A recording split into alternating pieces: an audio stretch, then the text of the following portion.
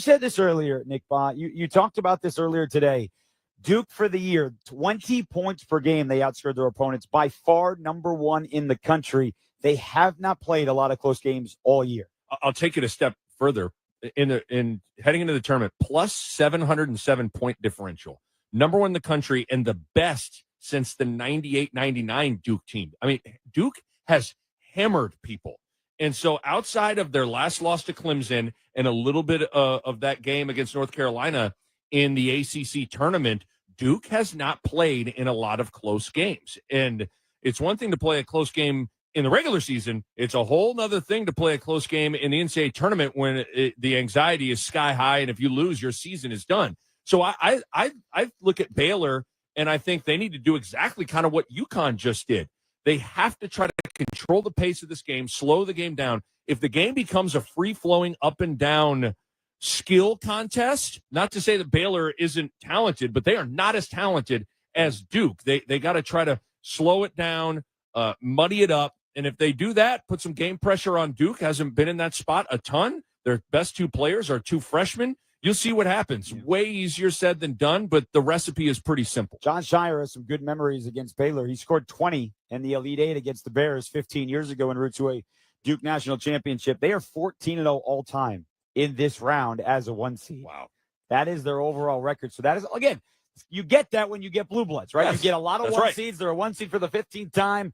You get that a lot. Will that continue? If it does, we will have all 4 1 seeds in the Sweet 16 for a second straight year. That has not happened for quite some time. We will see. We go back to Raleigh coming up on the other side. Duke and Baylor. You're listening to the men's basketball tournament on the Westwood One NCAA Radio Network. O'Reilly. Check engine light on? Take the guesswork out of your check engine light with O'Reilly Veriscan. It's free and provides a report with solutions based on over 650 million vehicle scans verified by ASE certified master technicians. And if you need help, we can recommend a shop for you. Ask for O'Reilly Veriscan today. O'Reilly Auto Parts. Confidence is knowing you're ready to handle whatever comes your way. That's what it feels like to take on your workday with Cintas. They make sure your AEDs are up to date, your fire extinguishers are tested and inspected, your floor mats are cleaned and delivered, and your workwear looks good, feels good, and is freshly laundered with the Cintas Apparel Plus program. So are you ready to take on today? Visit Cintas.com and get ready for the workday. When the grass starts growing, it's time to get mowing with Steel. Whether you're shaping up a small yard or tackling serious acreage, Steel mowers are built to get the job done. Shop in-store or online for 0% financing and instant rebates on select Steel mowers. Steel, let's go mow. Available for limited time only at participating dealers while supplies last. Ball above all. Am I right, y'all? Any questions? Professor, NCAA Division I women's basketball is back. Are we ready? Be prepared to get loud, rep your squad, get your players hyped up to go all the way to the ship. Oh, you're ready. March Madness. Attendance is encouraged. Passion is mandatory. Buy your seats today at ncaa.com/WBB tickets.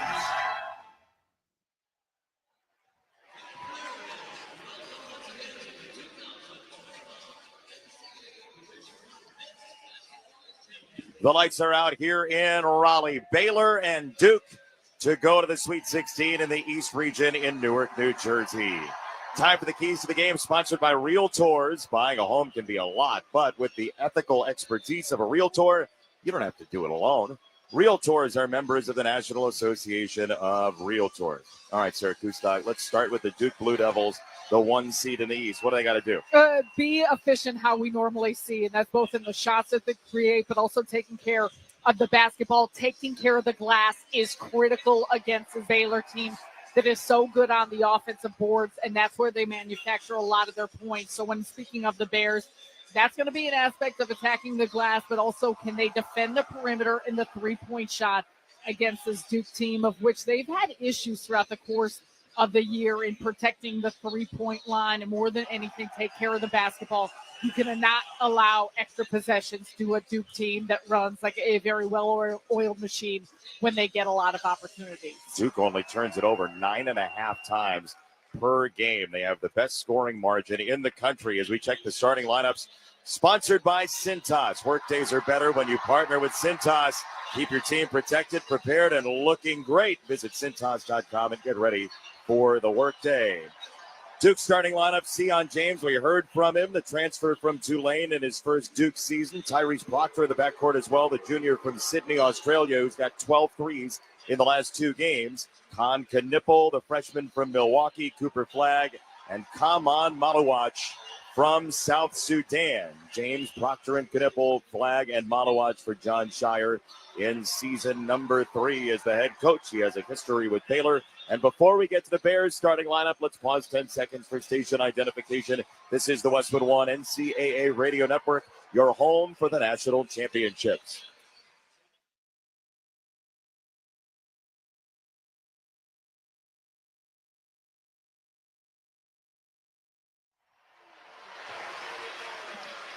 We gave you the Duke starting lineup of James, Proctor, Knipple, Flagg, and Malawach. Now for the Baylor Bears, Rob Wright III, the freshman who played in high school with Cooper Flagg, had 19 points in round 1. He's joined in the backcourt by Langston Love, back from that ankle injury last game with 15 points in 30 minutes. Jalen Celestine, the grad student from Ontario, transfer from Cal, is the third guard. Number 4 is VJ Edgecombe, the outstanding, just instant offense and points freshman for the Baylor Bears. 14 points, 37 minutes in the first game against Mississippi State. The Big 12 freshman of the year in Norchad Omier, who is a walking, pulsating double-double. 6'7", 240 out of Bluefields, Nicaragua. It is Wright, Love, Celestine, Edgecombe, and Omier for Scott Drew.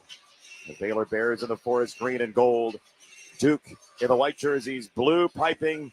They complete their huddle right in front of official Brian O'Connell. He's joined by Clarence Armstrong and Kip Kissinger. And the Baylor Bears with a camera right in the huddle on the right side, trying to pull off the upset against Duke. They've never beaten the Blue Devils. We mentioned John Shire with a massive game against Baylor 15 years ago in a regional final down in Houston. Time now for the opening tip. Sponsored by AutoZone. What makes AutoZone America's #1 battery destination? Because they offer free battery testing and charging and reliable replacement batteries. And they've always got your battery solution. Omier wanders to the center jump circle. He meets Malawach, who hops up and down to add to his frame at 7'2" and growing with every bounce. Baylor and Duke, a partisan crowd here in North Carolina. Florida was first in flight earlier. The Duke Blue Devils, the Baylor Bears, a standoff in the second round, and the tap by Omier. Back to right for Baylor. They go right to left in this first half. The Bears off a 3-point win against Mississippi State on Friday in the opening game here at this site. Edgecombe at the summit, swings it right, caught by Wright.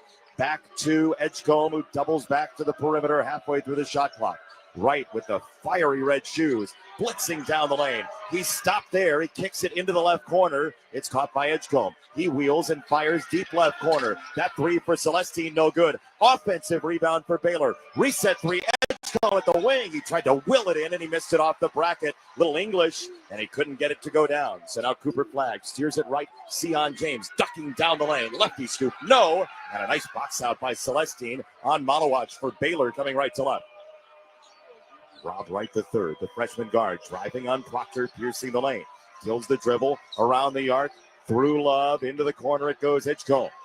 Here is Wright just left of center. One sharp bounce for Norchad Omier, who sweeps through, driving, firing, foul line. No good, too strong. The defense was stifling from Cooper Flagg. Hit ahead to him. He skips it right. Proctor springs a 3 and cashes in.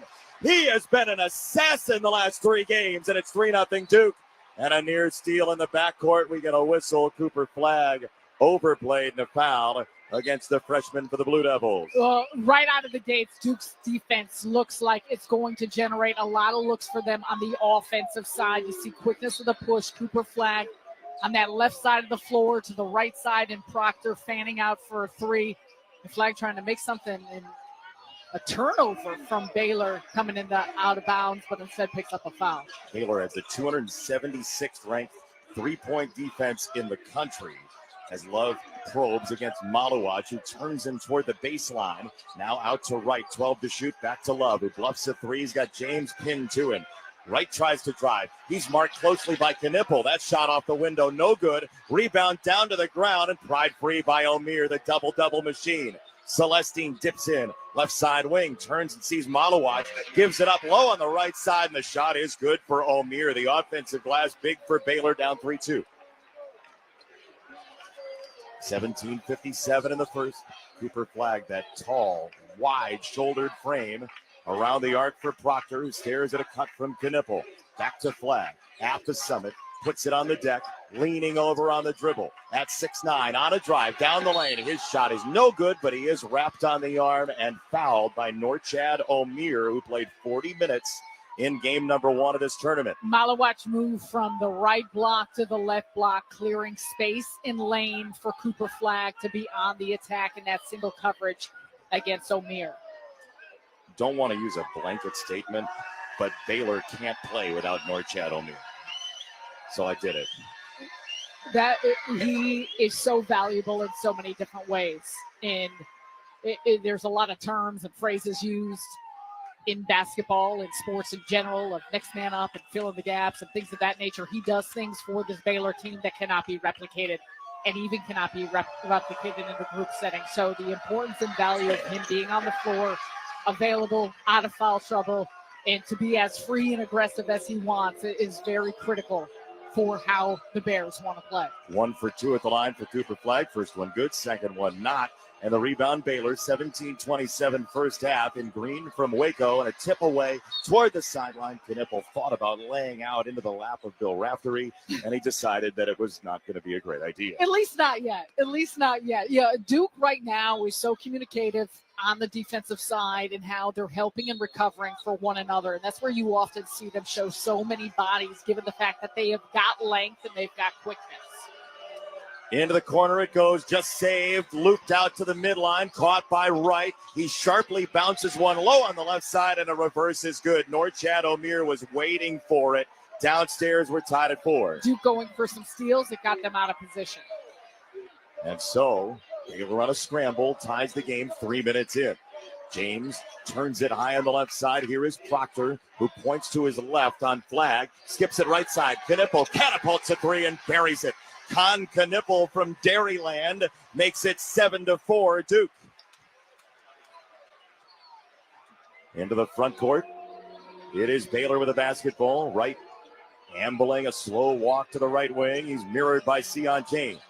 Through O'Meara, back to Love. Back and healthy off the ankle injury. Dipping down the right lane line. His shot blocked away by Malawach. Pass comes toward the sideline, and it's bowled out of bounds away from the arm of Celestine. Turnover, Baylor down 7-4. It's a smothering defense once again of Duke, covering all areas, and it's forced a handful of other passes a little bit off target, enough to gain them possession.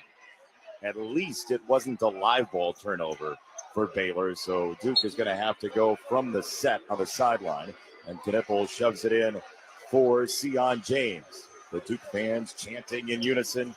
Knipple strays to the right, crosses over, down the back door. Knipple spinning, and he traveled. He picked up his pivot foot. Kip Kissinger with the call. He had a great look at it, and Duke turns it over for the first time in the game. Jalen Celestine is the one who was staying right in front of Knipple and forcing that shuffle of the feet because of the sturdiness of his movements.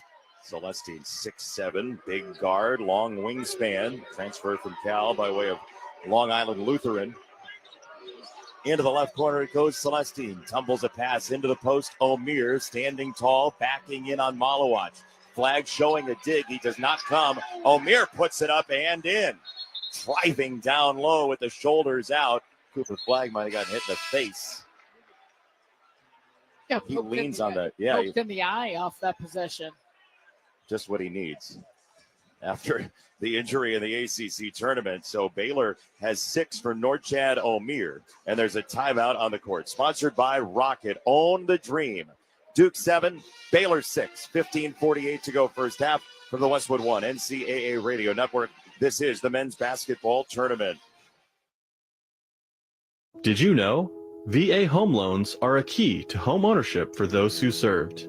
I would tell anybody who is interested in getting a VA loan to just do it. For me, the best thing about the VA loan was the simplicity of it. I was expecting, government paperwork. It was going to go on forever, and it just wasn't. Since the down payment for a VA loan is minimal, we were able to purchase this home and then use the money that we were going to use as a down to actually fix up the home. And the only way we could do that was because the nest egg that we had saved for the down payment, we didn't have to use because we went the VA route. This is a wonderful benefit that veterans can take advantage of. In the military, we make a lot of sacrifices. We're away from our family a lot. And with the VA loan, it's a way that it makes it easier for us to get a home. To learn more about VA home loans, visit va.gov/home loans. My life was challenging from the beginning.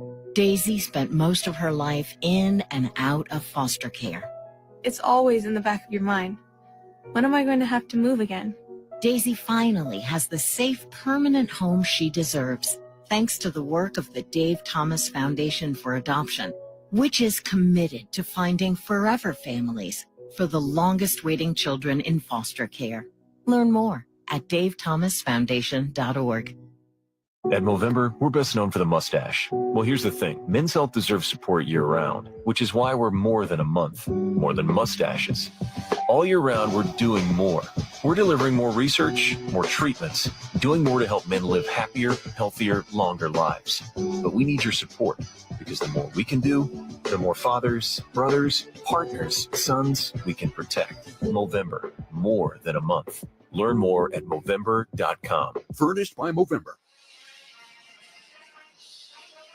7-6 Duke over Baylor, 15:48 in the first half. Let's check each team's tournament resume, sponsored by Monster.com. Monster.com helps you slam dunk the job search and make your next career move. Monster.com provides great coaching and millions of job openings. Get off the bench and go to Monster.com today. The Baylor Bears come in as a 9 seed out of the Big 12.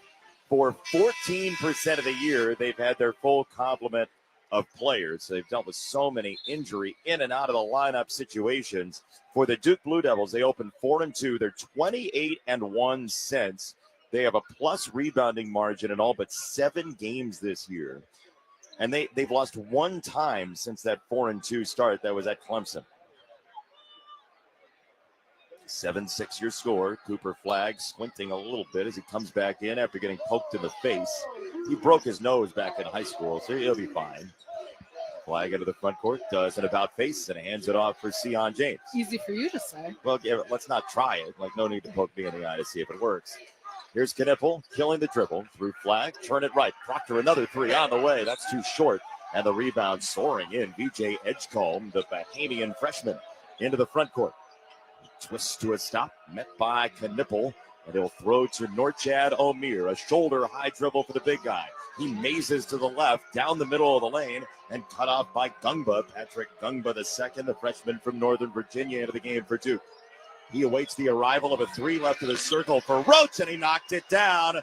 Jeremy Roach revenge game begins. It's 9-7. The former Blue Devil gives Baylor the lead. Playing his former team, and it's going to be important for Baylor to knock down 3-point shots to maintain pace with this Duke offense.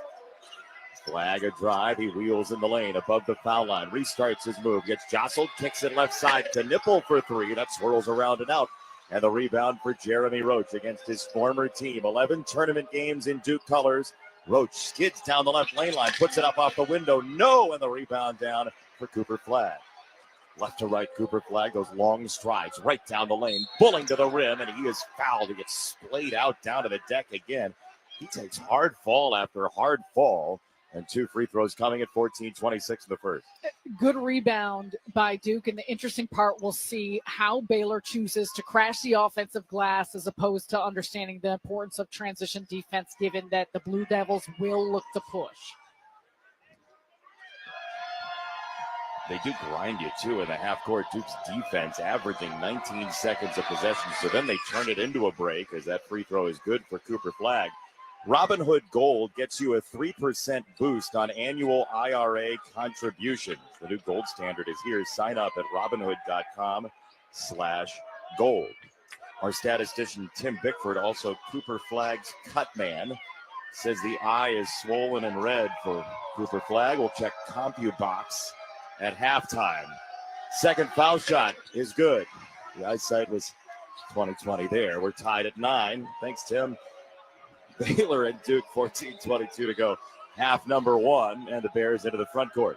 Standing dribble for VJ Edgecombe, who whips it through the hands of Jaden Nunn. Back to him on a handoff from Dubrovcic into the game, the freshman big.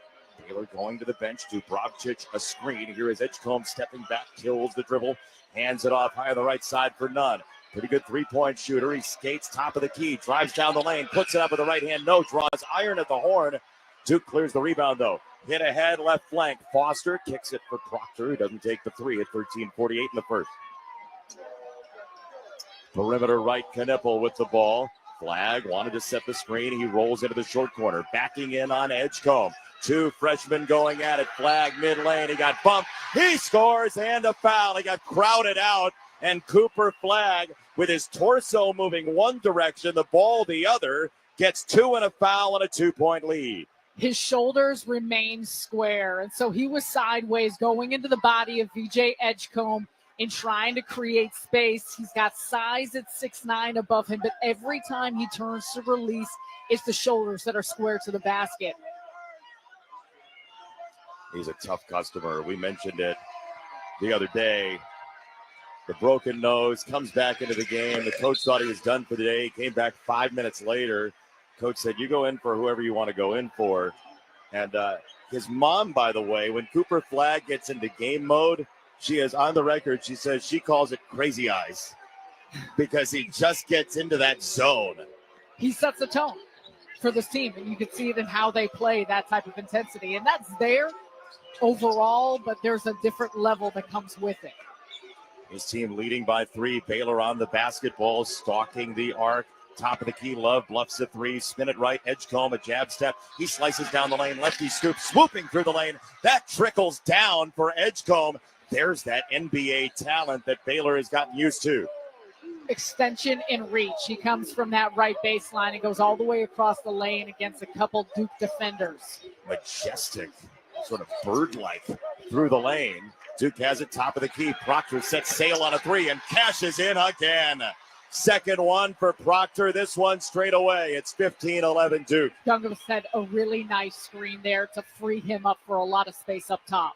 Size everywhere for Duke. Tough to navigate through as O'Meara sets a screen. On the weave, here is Roach, the former Blue Devil, granting the ball to Edgecombe, who runs those long loping strides to the top of the key on a handoff for Wright. 7 to shoot. He'll lob it backdoor. Edgecombe goes flying through the air, and he spikes it down with 2 hands, 15-13. Edgecombe and Roach had eyes on one another, and he put a little point up, toss it to me on that left baseline. 15-13 your score. Duke with the lead. Proctor leans over on the dribble, top of the circle, fanning it right for Cooper Flagg, just right of center. He's defended by Langston Love. He jumps for 3. He got bumped. That should have been a foul. Flagg goes down. Rebound for Baylor coming right to left. O'Meara's on the ground. This is 4-on-5. Edgecombe thought about teeing up a 3. Instead, he'll get the trailer O'Meara, who sweeps it away for Wright, picking down the lane. He lost the ball. Here comes Duke left to right. Foster puts his head down, and we have a foul called by Brian O'Connell. Boy, that could have been 3 free throws earlier, about a minute ago, for Cooper Flagg. Instead, Duke will have to settle for a 2-point lead and the ball. Timeout on the court. The score, Blue Devils 15, Baylor Bears 13. 11:35 to go first half. You're listening to the men's basketball tournament on the Westwood One NCAA Radio Network. It's time for basketball, and right now, Uber Eats has deals on McDonald's, Popeyes, Pizza Hut, Wendy's, and hundreds more local favorites. So you can keep your eyes on the ball and your hands on a hamburger. Get game day deals now, only on Uber Eats. Product availability varies by region. See app for details. All power, zero compromise. Ego cordless outdoor power equipment features advanced lithium battery technology that exceeds the power and performance of gas without the noise, fuss, or fumes. From blowers and trimmers to mowers and pressure washers, one battery powers over 90 tools. No wonder it is the #1 rated brand in cordless outdoor power. Power beyond belief. Visit egopowerplus.com to learn more or to find an Ego retailer near you. That's egopowerplus.com. And that is why many of the greatest feats of fandom require you to be on your feet. Any questions? Professor, NCAA men's basketball is back. Are we ready? You prepared to show up, show out, give it 110 from tip to the final buzzer? Oh, you're ready. March Madness. Attendance is encouraged. Passion is mandatory. Buy your seats today at ncaa.com/MBB tickets. Taxes was taxing. Now taxes is relaxing when you file for free. I can file for free? TurboTax Free Edition. Roughly 37% of filers qualify. Simple Form 1040 returns only. See if you qualify at turbotax.com/free. I can file for free. Now this is taxes. File for free with TurboTax Free Edition and get your maximum refund. No schedules except for earned income tax credit, child tax credit, and student loan interest. See if you qualify at turbotax.com/free. Whether you're shaping up a small yard or tackling serious acreage, Steel walk-behind zero-turn and stand-on mowers are built to get the job done. Shop online or at your local Steel dealer. Steel, let's go mow. Available at participating dealers. Jason Benetti and Sarah Kustok here at our Grainger broadcast position in Raleigh. For the ones who get it done, there's Grainger, offering professional-grade products for all industries, fast delivery, and free technical support. Call, click Grainger.com, or just stop by. Duke a 15-13 lead over Baylor. 11:35 to go first half. The foul was on Jeremy Roach, the former Blue Devil, back-to-back team captain, just picked up his second foul, so now he's going to have to be a strategist on the bench for a while for Scott Drew. Which isn't what you want to see, because Roach has come out and he's been aggressive, assertive, and he's been directing this team in a lot of different areas. So as much as you can make him available on the floor, you're going to need that later on in this game. So far, Baylor has been adamant to get the ball inside. They are 5 for 10 from 2, 1 for 3 from three-point range. Duke, on the other hand, is 3 for 6 from 3. They've only taken 2 twos to this point. And part of that is what Baylor does defensively. They are not as good at closing out, getting out in the perimeter on you. They concede a lot of three-point looks, which is part of the issue at times throughout the course of their season. And Duke has recognized that they've got some clean looks and they've capitalized. Duke overall from 3, 19th in the country entering the weekend. Nearly 38% from three-point range. Cooper Flag will inbound it. Two hands to the left corner, and Gungba off to Knipple, try and roam and kick right side three. Evans just missed left. Isaiah Evans, who is a shooting machine off the bench. Right top of the key, reverses it left. Here is Love, a long step toward the foul line. Now he hands it back for Wright on a drive against Knipple with the size. He goes window anyway and scores. A laser off the glass for Wright to tie the game. Knipple was on his left hip. That was a tough finish. Low right, Gungba extracts it to rise and score. Patrick Gungba, the second, a 5-star out of high school in Virginia, makes it 17-15 Duke. Out of the same high school as Jeremy Roach. They have a pipeline from St. Paul the 6th in Northern Virginia. Baylor basketball, left end. Here is Wright, stalking the perimeter, driving the right lane line. Got the size of Knipple on him. He shoves it up top. That three is good. Langston Love gives Baylor the lead back, 18-17. Dealt with injuries through his career, through this season, makes his return the other night. Important to have him on the floor. 15 points in the first round. The victory against Mississippi State in just 30 minutes. Cooper Flag sends it up top. A long jab step from Foster. He'll equip Cooper Flag again. A foot fake and a drive and a jump pass down low. Gungba got shoved. He goes down to the deck, and he will get 2 free throws on a missed dunk on the left box. At 10:14 to go in the first half. Duke trailing by 1. Lost his shoe, which is why he came down so hard. Miscommunication off the screening action and switch that left him alone with both Wright and Love, 2 smaller players. When you say he lost his shoe, it's actually still not on yet. He's got it in his hand, and he steps into the shoe. Everybody's human, right? These are very finely tuned athletic bodies, and he just had to do that like pivot thing to make sure the heel can get down into the shoe. That's how you put on a shoe. That's true. Now loop, swoop, and pull, right? We're officially narrating a shoe tie from Gungba. You are. Well, you're not going to come with me on that. They are going to take a look at the foul here. So Duke will walk to the bench. Baylor will walk to the bench. 10:14 to go first half. Do you go bunny ears or do you go loop, swoop, Does and pull? anyone go bunny ears? Previous play is under review for a potential flagrant I got to foul. say, bunny ear is kind of easy. You can't get it as tight. No, you can't. Gungba went up.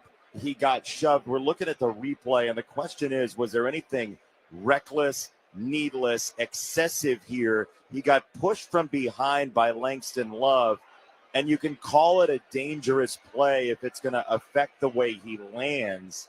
But No, I think there was a marginal touch by Love from behind. Okay, Just a after little review, bit, the play stands. Common foul. 2 shots. yeah, a little bit of a push, but no. As it's called a common foul, and I think that's the correct call. it was a foul, actually, out of the Philadelphia Eagles offensive playbook on 4th and 1. It was the tush push from Langston Love. Well described. Well, you appreciated that, but not the shoe tie. Well, Sarah, in her mind, is chanting overrated. tush push is a good description Yeah, of thank you. both NFL and college basketball fans understanding what that play looked like. We all know how to tie a shoe and what that looks like. Free throw good for Gungba. We're tied at 18, 10-14 to go, half number 1. I got a question for you. Do you like your protein crunchy, chewy, salty, or sweet? If you've got goals, Quest has cheats. From bars to protein milkshakes to chips and crackers, Quest Nutrition is big on protein, low on sugar, and huge on flavor. It's basically cheating. Free throw good for Gungba. He has 4 early. It's 19-18 Duke. 10-14 to go, half number 1. The Baylor Bears trying to get back to the Sweet 16. Title winners in 2021, trailing by 1. Pitch it right, quick touch O'Meara. Low on the right, tries to rise. It gets snuffed out by Malawach. My goodness, he just ate it alive. Two-handed volleyball block on the way up. 9:55, first half, second block for Duke. Malawach pivots to the right side, tosses into the corner, caught by Foster, the sophomore, tunneling down the lane, kicking left side wing. 3 in the air, no good, 2 short, off the hand of Mason Gillis, who was over from 3 in the first game. Wright pitches back behind him, caught by Roach, back to Wright, down the left side of the lane. He elevates, he scores, it's sat down for him, and a foul.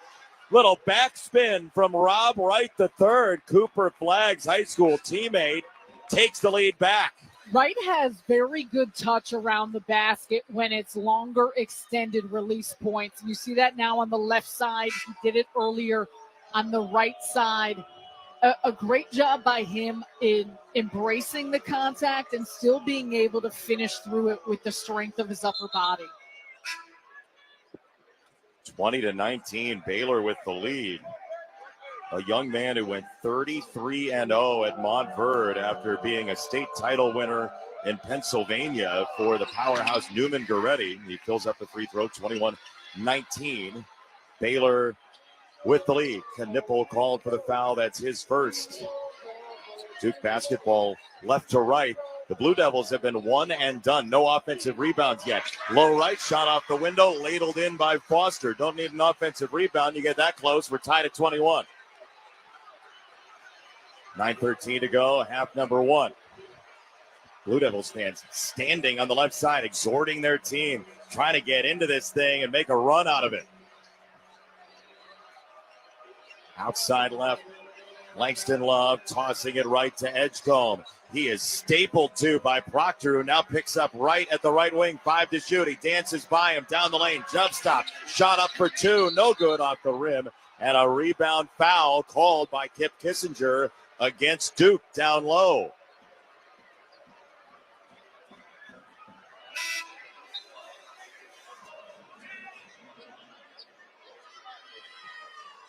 So in the rebounding mess, the foul on Malawach, that's his first personal. What Baylor has done a nice job of is finding driving lanes, whether it's off a dribble handoff, but movement on offense to be able to attack. And that's exactly what you want to see if you're the Bears, to continue to attack this Duke defense at its seams. Jeremy Roach, by the way, just checked back in again. Long reach by O'Meara to catch the inbound pass. He tries to split a double. Fan it right. Edgecombe, let's ride for 3. That's no good. Around and out. And the rebound for Mason Gillis, the Purdue transplant for Duke. Right of the circle, Sion James tossing up top. Foster starts his move. Doubles back from the left elbow. Lob pass down low and a foul. Edgecombe held and dragged Malawach. Just dragged him all the way to the foul line. First foul on Edgecombe. But there's not a whole lot else he could do. Edgecombe underneath the basket with Malawach, who's posting up, ceiling. You got 4 out otherwise, and you think about that size difference between those two players. It's significant. Lob goes out to Sion James, right of the circle. He'll duck in down the right lane line and stuff it in. Just kind of crept in the night down the lane for then Thunder to make it 23-21. Duke's playing a lot of 4-out, 5-out sets that have opened that up.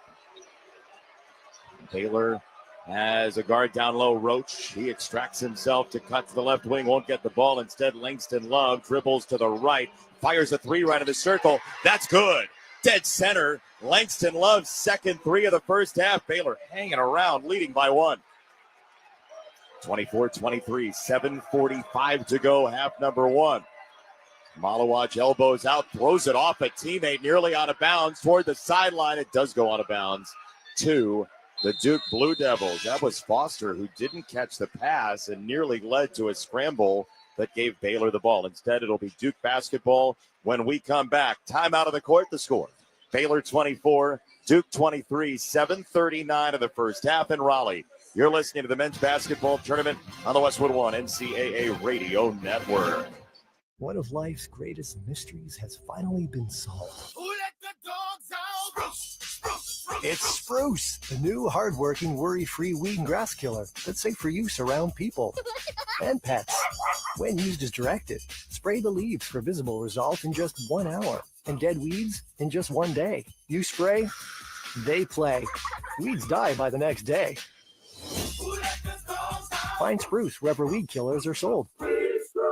Your business needed to hire someone yesterday. How can you find amazing candidates fast? Easy. Just use Indeed. With Indeed sponsored jobs, your post jumps to the top of the page for relevant candidates so you can reach the people you want faster. According to Indeed data, sponsored jobs posted directly on Indeed have 45% more applications than non-sponsored jobs. Plus, with Indeed sponsored jobs, there are no monthly subscriptions, and you only pay for results. Start at Indeed.com/credit. It's time for basketball. And right now, Uber Eats has deals on McDonald's, Popeyes, Pizza Hut, Wendy's, and hundreds more local favorites. So you can keep your eyes on the ball and your hands on a hamburger. Get game day deals now, only on Uber Eats. Product availability varies by region. See app for details. Why pay more for a great shave? Choose Barbasol, America's #1 brand of shaving cream. Barbasol's thick and rich lather gives you a close, comfortable shave for just half the price of gels. Barbasol. All right, Jason Horowitz, Nick Baum, back with you here in our Westwood One studios. What the first part of the tournament was lacking, we are no longer lacking for good games anymore. 24-23, Baylor leading Duke in a 1-point game, Nick. 7 lead changes, 5 times tied. Baylor looks comfortable, don't they? They're shooting 50% from the floor. 5 different guys have scored. Duke, the tallest team in the country, 0 offensive rebounds through the first 12 and a half minutes of this game. I think Baylor looks good, although Duke is also shooting 53% from the floor. But it is so important to get off to a good start and hang in there. Baylor has done that and then some. Yeah, no question about it. Winner will take on Oregon or Arizona, which will be the final game of the day to tip tonight in Seattle. We check the tournament scoreboard, sponsored by GoodRx. Check GoodRx for simple, smart savings on weight loss medications and other prescriptions at GoodRx.com. Earlier, Florida overcame a 6-point second-half deficit. They were trailing most of the second half, came back to beat UConn 77-75, first Sweet 16 in 8 years. We'll relive that game, plus hear from coaches coming up at halftime of this one. Baylor leading Duke by 1. Let's get you back to Raleigh. Jason Benetti and Sarah Kustok. Thank you. Hot shooting so far. Duke 7 for 13. Baylor 10 for 20. But Baylor 4-0 on the offensive glass so far. Duke hasn't had an offensive rebound. Well, I would say that Duke hasn't missed a lot of shots to come up with those offensive rebounds, but Baylor, same thing could be said about them. Not only are they 50% from the field, 3 of 6 from the three-point line. It's been a major factor just in the shots that they're creating. You got to be impressed with how they've been able to maintain that type of efficiency and doing a nice job here defensively. We have a foul away from the ball against Baylor. The Bears have climbed into the bonus already. It's a 1-1, 7th foul against the Bears. 2 on Jeremy Roach. That's the first on Celestine. So a 1-1 for Cooper Flagg, who's at 6'9" now, but was 6'1" in middle school. Always bigger than the opponent, Cooper Flagg. Well, you can understand, though, with how he handles the ball, understanding angles, using his strength, and he's done so in getting himself to the line. Now his 6th and 7th free throw attempts. That's been an area of disparity here early on in the game. He knocks down the first free throw, the front end of the 1-1. With that eye that got poked earlier, he sinks into his shot and scores. Duke has the lead back, 25-24, 7:35 to go. Half number 1, and Baylor will let it tumble into the clutches of the former Duke Blue Devil, Jeremy Roach. One-hand pitch up top, Langston Love. Boarded up by Cooper Flagg, who knocked the ball right out of his hand. Got it to Roach right back from O'Meara. Jab step wide right of the lane. Roach picks it up, fires, misses for 2, and the rebound claimed by Gillis for Duke left to right. Sion James hops into a breakdown with a left-hand dribble. 7:06 to go first half. Proctor, shirt untucked, launches a pass for Flagg, wide left to the lane boundary, trying to back in against Love. He drops the shoulder, offensive foul. He sized him up with the first one. Then he absolutely pounded him with the second, and that's his second personal foul on Cooper Flagg. Give credit to Langston Love. He meets him outside the right block a little bit early and then holds his position as Cooper Flagg extends the arm. The first one was sort of a beta test. The second one was the real software. It was because he flung it, though. You can bump some with the shoulder, but it was the left elbow that came up into the body of Love. Oh, just a drop on a cut down the lane by O'Meara. He wrestles it away. I mean, this is absolute grappling right now, and we have a whistle. We're going to have a tie-up. The NCAA Wrestling Championships were last night, and I think they've spilled over here to Raleigh. Big upset in the NCAA Huge. Wrestling Championships. Huge upset. Total surprise. And a big upset when Norchad O'Meara isn't the one to rip the ball away from anybody in basketball land. 6:42 to go first half. Cooper Flagg on the bench. We'll see for how long. 5 on the floor for Duke: Proctor, Knipple, James, Gillis, and Malawash. Sion James directs it up top, straight away for Gillis. Toss it right for Proctor. He's eye to the defense by Norchad O'Meara. Left of the circle, drive for Knipple, gets to the left block. He's met there. Shot fake, left of the circle, 3. Proctor again, all court. Man, oh man, he is scalding hot. His 3rd of this game, his 9th of the tournament from 3. Duke by 4, 28-24, 6:10 in the first. Right roaming to the left, shoves it on a bounce. Top of the key, Edgecombe, a foot fake given the left hand by Gillis. He probes, still given the left hand. Shot fake to his right hand, no good. Rebound off his noggin, out of bounds. He threw it off of Knipple at the last second. It is Baylor basketball with a fresh 20 at 5:57 in the first. VJ Edgecombe attacking that left side lane, and he's got a handful of Duke bodies in front of him, none bigger, though, than Malawach, and Steele does a good job getting the shot off despite the miss. Malawach, who had size 14 shoes at age 13, at 7'2", a sturdy presence down low for Duke. Perimeter left, right. Tucks down right lane line. Shot off the window. No. Omier tried to slap it to himself. Malawach got in the way, and it's out of bounds off his palm and off of Duke. Baylor will have it back. Another offensive rebound for Baylor. They've got 7-0 for Duke. Norchad Omier always understands how to at least get a touch on it. And often, even if he's not coming up with the offensive rebound, he's popping it over to a teammate or creating enough disruption that here in this instance, Baylor gets it back. Inbound, lobbed all the way out to the right wing, and Jeremy Roach looking to the right side, and his bench Scott Drew waving vehemently with his right hand. Roach down the right side of the lane, kicks it right side, 3 in the air, Love hits the front of the tin, and a rebound foul against the Baylor Bears downstairs, and that will be the second on Norchad Omier, who has fouled out 4 times this year, 16 times. Other than that, he had 4 personal fouls, and at 5:33 to go, half number 1, he's got 2 with his team down by 4.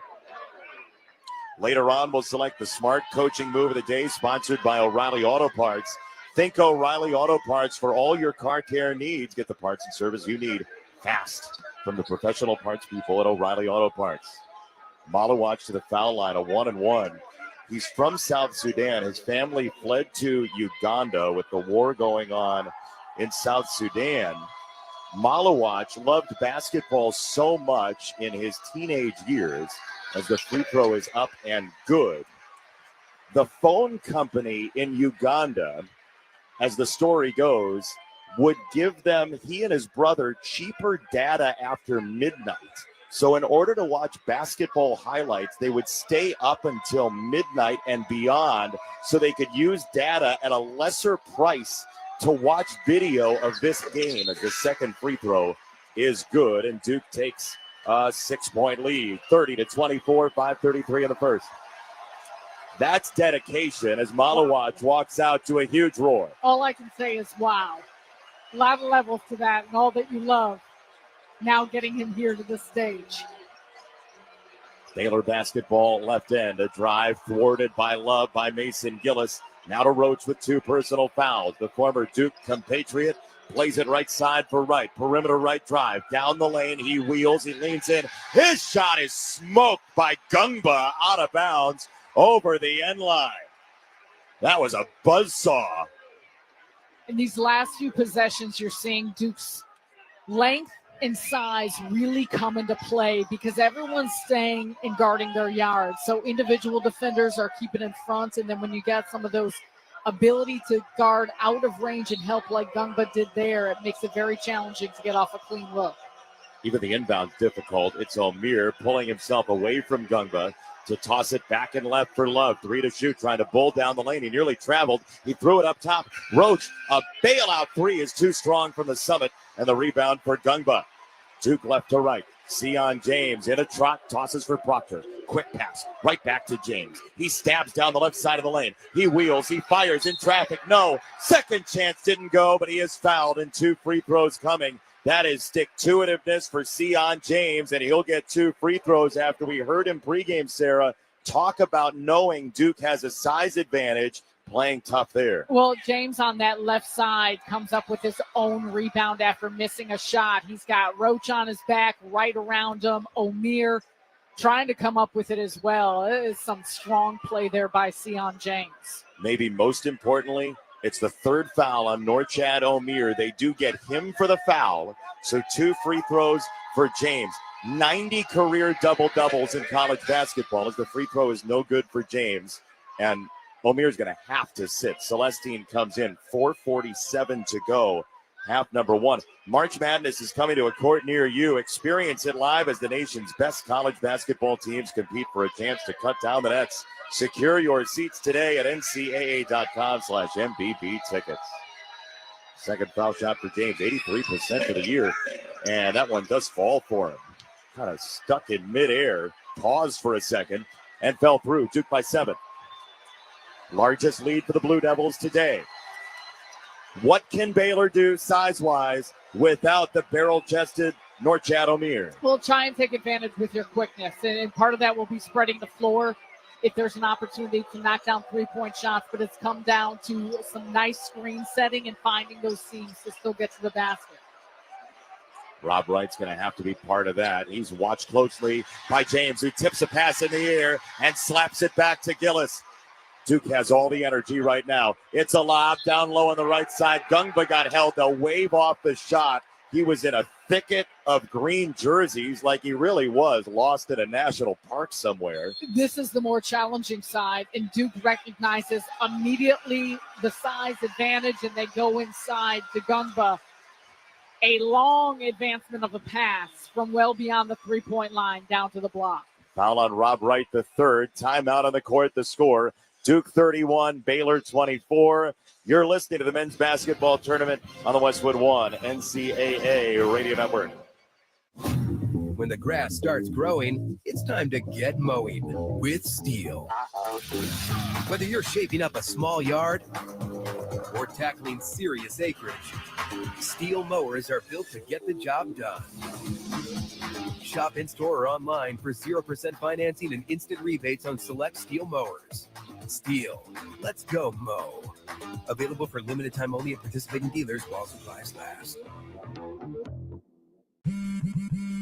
Spring forward with real unlimited data from Straight Talk this tax season and get a free Samsung Galaxy A16 5G or Moto G Power 5G 2024 with select plans. So you can stream games during Mad March hours, check the weather for April showers, and watch gardening videos about May flowers. Straight Talk, real unlimited data. Available at Walmart and straighttalk.com. Offer valid through 4/15/25. Taxes and fees apply. Requires purchase of single line gold unlimited plan or higher. For network management practices, visit straighttalk.com. Mornings can start feeling the same. Wake up, brush teeth, go to work. But with breakfast from Wendy's, it's like, wake up, brush teeth, Baconate with a breakfast Baconator. Roll with the sausage breakfast burrito. Buddy it up with a honey buddy. Or get seasoned with seasoned potatoes. And then go to work. Sorry. When you're ready for a fresh wake-up call, gotta be Wendy's. Participating U.S. Wendy's during breakfast hour. Hey, Green Gobbler here. So you've got a clogged drain in your bathroom. Water in the sink's overstaying its welcome. You're spitting today's toothpaste on top of yesterday's toothpaste. You hope that it go away. Yeah, clogs don't just go away. I make them go away. I'm Green Gobbler, the only clog dissolver you need. I'm bleach-free, safe for your pipes, and I work. Guaranteed or your money back. Because I never met a clog that was going to unclog itself. Green Gobbler. Let the gobbler get it. Later on, we'll select the play of the day, sponsored by Old Spice. Stinking places beyond your pits. Old Spice has you covered with total body deodorant, 24/7 freshness, from pits to toes with daily use. The aroma of a Duke win is in the air. It's 31-24 Blue Devils, 4:23 to go, half number one.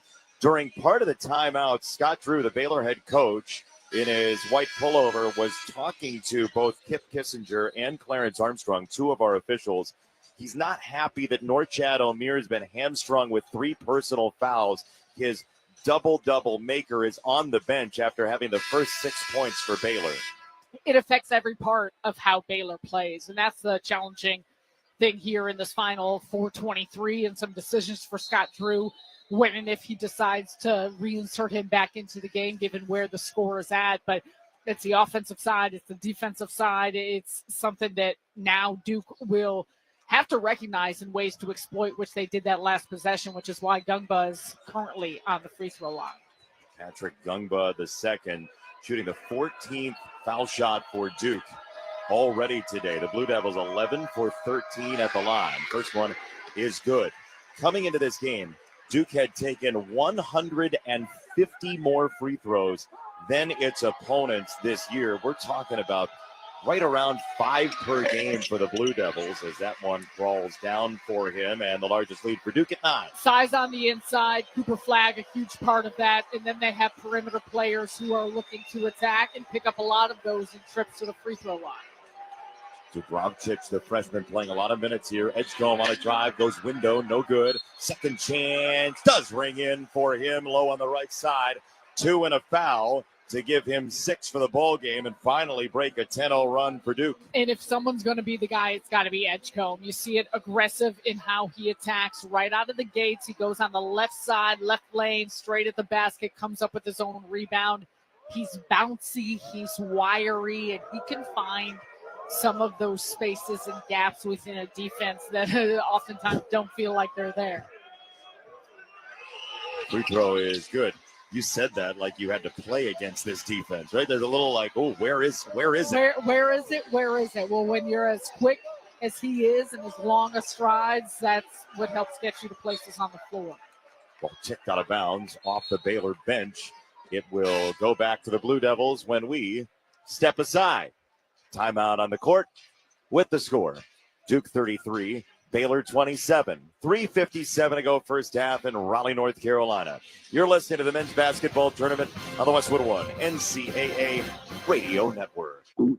Oh no, stomach issues again? Stomach issues? Who are you? Your pancreas. I could be the real reason for your diarrhea, gas, bloating, stomach pain, or loose oily stools. I thought it was my stomach. People often do, but any of these symptoms could mean having a condition called exocrine pancreatic insufficiency, or EPI. With EPI, the pancreas doesn't release enough enzymes to break down food, but EPI is manageable. Use the symptom checker on identifyepi.com and speak with your doctor. That's identifyepi.com. Sponsored by AbbVie. In the face of uncertainty, some things remain steady, like the Cummins 2027 X15, built on 25 plus years of experience and delivering up to 4% better fuel efficiency in a weight-neutral system. The X15 gives you the strength to move forward fearlessly and confidence that no matter the obstacle, you can and will rise above it. The 2027 X15, forever rising. Estimates based on preliminary testing. Individual results may vary. This is the story of the one. He's responsible for keeping a leading healthcare facility clean and safe. And he trusts Grainger's high-quality HVAC cleaning and safety products, combined with their world-class supply chain, to consistently deliver, ensuring he's covered inside and out, so he can focus on keeping his facility clean to help protect the health of everyone inside. Call 1-800-GRAINGER, click Grainger.com, or just stop by. Grainger, for the ones who get it done. O'Reilly. Protect your vehicle's engine with Syntec and O'Reilly Auto Parts. Syntec Premium Full Synthetic Motor Oil is formulated for today's engines. Right now, get 5 quarts of Syntec Full Synthetic and the MicroGuard Select Oil Filter for just $32.99. In-store only, limit supply. See store for details. Choose Syntec exclusively at O'Reilly Auto Parts. O'Reilly Auto Parts.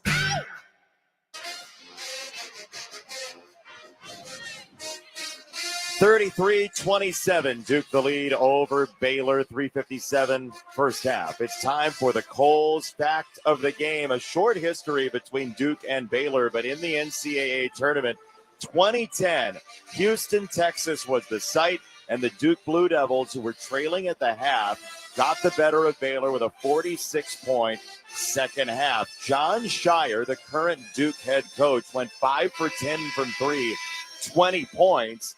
Tweety Carter, who's on the Baylor bench as an assistant coach, played for the Bears in that game as well. But Shire hit a big 3 to expand the lead to 6 late. And he mentioned it during our interview earlier. We asked him, like, what did you do? Did you celebrate? He goes, I got back on defense. That's the way we do it. And we watched the video this morning. He actually did. He just sprinted right back down the court. That's the fact of the game, sponsored by Kohl's. Make this spring a stylish one with on-trend looks for every occasion when you shop at Kohl's and Kohl's.com, where families come first. He didn't want to come out of the game. Coach K would have been like, dude, I know you hit a big 3. He'd have put that paper in front of his face and said something to John Shire. It is a lead for Duke of 6 right now, 33-27, 3:52 first half. Sion James waving with the right hand as a baton. He'll pitch it left for Cooper Flagg. 2 personal fouls for him. Sling it left side corner. Proctor feeling his way down the lane. Mid-range jumper. Good going glass. 35-27. Duke with the lead. Tyrese Proctor might be the best player of these 2 days so far in production. He's just really patient, even off that possession. Penetration, jump stop with 2 feet right above the block and waited for his defender to give him room. Edgecombe trying to barrel down the lane, has to spin it back out for Love on a reverse pivot, driving to the foul line, bounce it for Edgecombe, a step through and a jump stop, sling it back out for Love, top of the key, got flag in the air. What great footwork as he went down to the ground, Love did. Here's a 3 left side in the corner, and that falls down for Celestine. Late shot clock and a huge one for Baylor to draw within 5. Cooper Flagg wheeling in the lane, step through, left hand pushes down. Easy does it for Cooper Flagg. Big body, but sleek body. Quick getting into the middle of the paint, and then it's the footwork at the end of the dribble, up, under, and step through. 2:45 first half. Duke by 7. The chant of defense here in Raleigh in the Research Triangle. Top of the key. Jaden Nunn gripping the ball knee high. Here comes Dubravcic showing screen left. He does. Toss it left side, Love for 3 again. Front iron this time. Gungba a one-hand rebound as he was shoving Dubravcic away.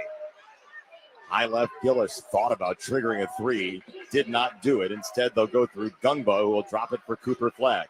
Stationary, now 1 bounce. He rises for 3. That's good. Cooper Flagg, a hand in the air, back to the defensive end like his coach against Baylor 15 years ago. Duke by 10, 2:04 in the first. Top of the key, Gungba sets a really nice screen for Cooper Flagg to take 1 dribble right. And now it sounds like we're in the middle of a gong. Timeout, Baylor. The Bears trailing by 10, 1:58 to go first half. Timeout on the court. The score, Duke 40, Baylor 30, 1:58 to go in the first. You're listening to the men's basketball tournament on the Westwood One NCAA Radio Network.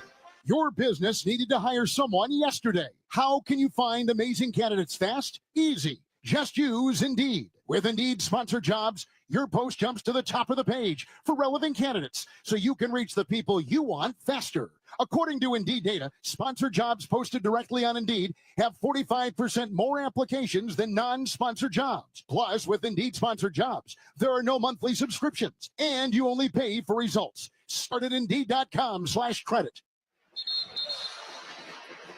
Let's pause 10 seconds for station identification. This is the Westwood One NCAA Radio Network, your home for the national championships.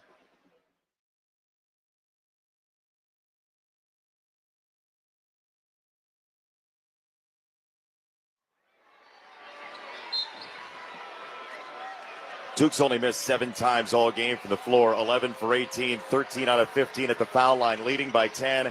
Baylor on the ball, right steers it to the right, hooking a dribble to his hip, step back right lane line jump, trickles off, and the rebound weak side for Cooper Flagg and Duke. He'll steer it through Sion James, right back to Flagg. Now James bowls over a Baylor defender and kicked it to the teeth just for fun. A foul against the Bears on Rob Wright, who absolutely got road graded. Yeah, he already started to trip off of Sion James. Quick dribble to the left, right up that lane line, and gets kicked in the face, run over, a little bit of everything, and then it ends up with Sion James shooting some free throws. Just in case you ever wondered what it's like to be repaved like a road. And it was a foul, wasn't quick enough as he was moving over in the driving space of James. Free throw short for Sion James, just the 3rd foul shot miss for Duke. The 17th best free throw shooting team in the country, and James a big part of that at 82.5%. So now Wright is on the bench with 2 fouls. Roach has 2 fouls. O'Meara has 3 fouls. Second free throw is good. Baylor just trying to keep contact for when O'Meara can come back into the ballgame in the second half. That's been the biggest difference, and that's what's allowed Duke to extend this lead the way they have. A slow walk into the front court. Edgecombe delivers it right. Cycle it around the arc through Celestine. 2-hand touch for Love. Outside left. Mason Gillis, his twin defensively. To Edgecombe, now Celestine. A foot fake high on the right side at the hash mark. Starts to rev the engine. Zips it left side. Caught by Roach. He probes to the foul line. He's walled off there, and we have a whistle. We have bodies everywhere down on the ground. They'll have to untangle Gungba and Dubravcic, and the foul is on Gungba on a hold, just the 6th against Duke. So no free throws coming. But you looked, and it was suddenly 4-on-4, and there were a couple of bodies down to the ground. Like, you ever see the end of a game of Twister? That's what it looked like. And the Duke fans are reacting. Dubravcic was hooked in, and they're going to go to the monitor to check for a possible hook and hold. They can add that, certainly. And as we look at the replay, what eventually ends up happening is the left arm of Gungba is entangled with one of Dubravcic's arms as well.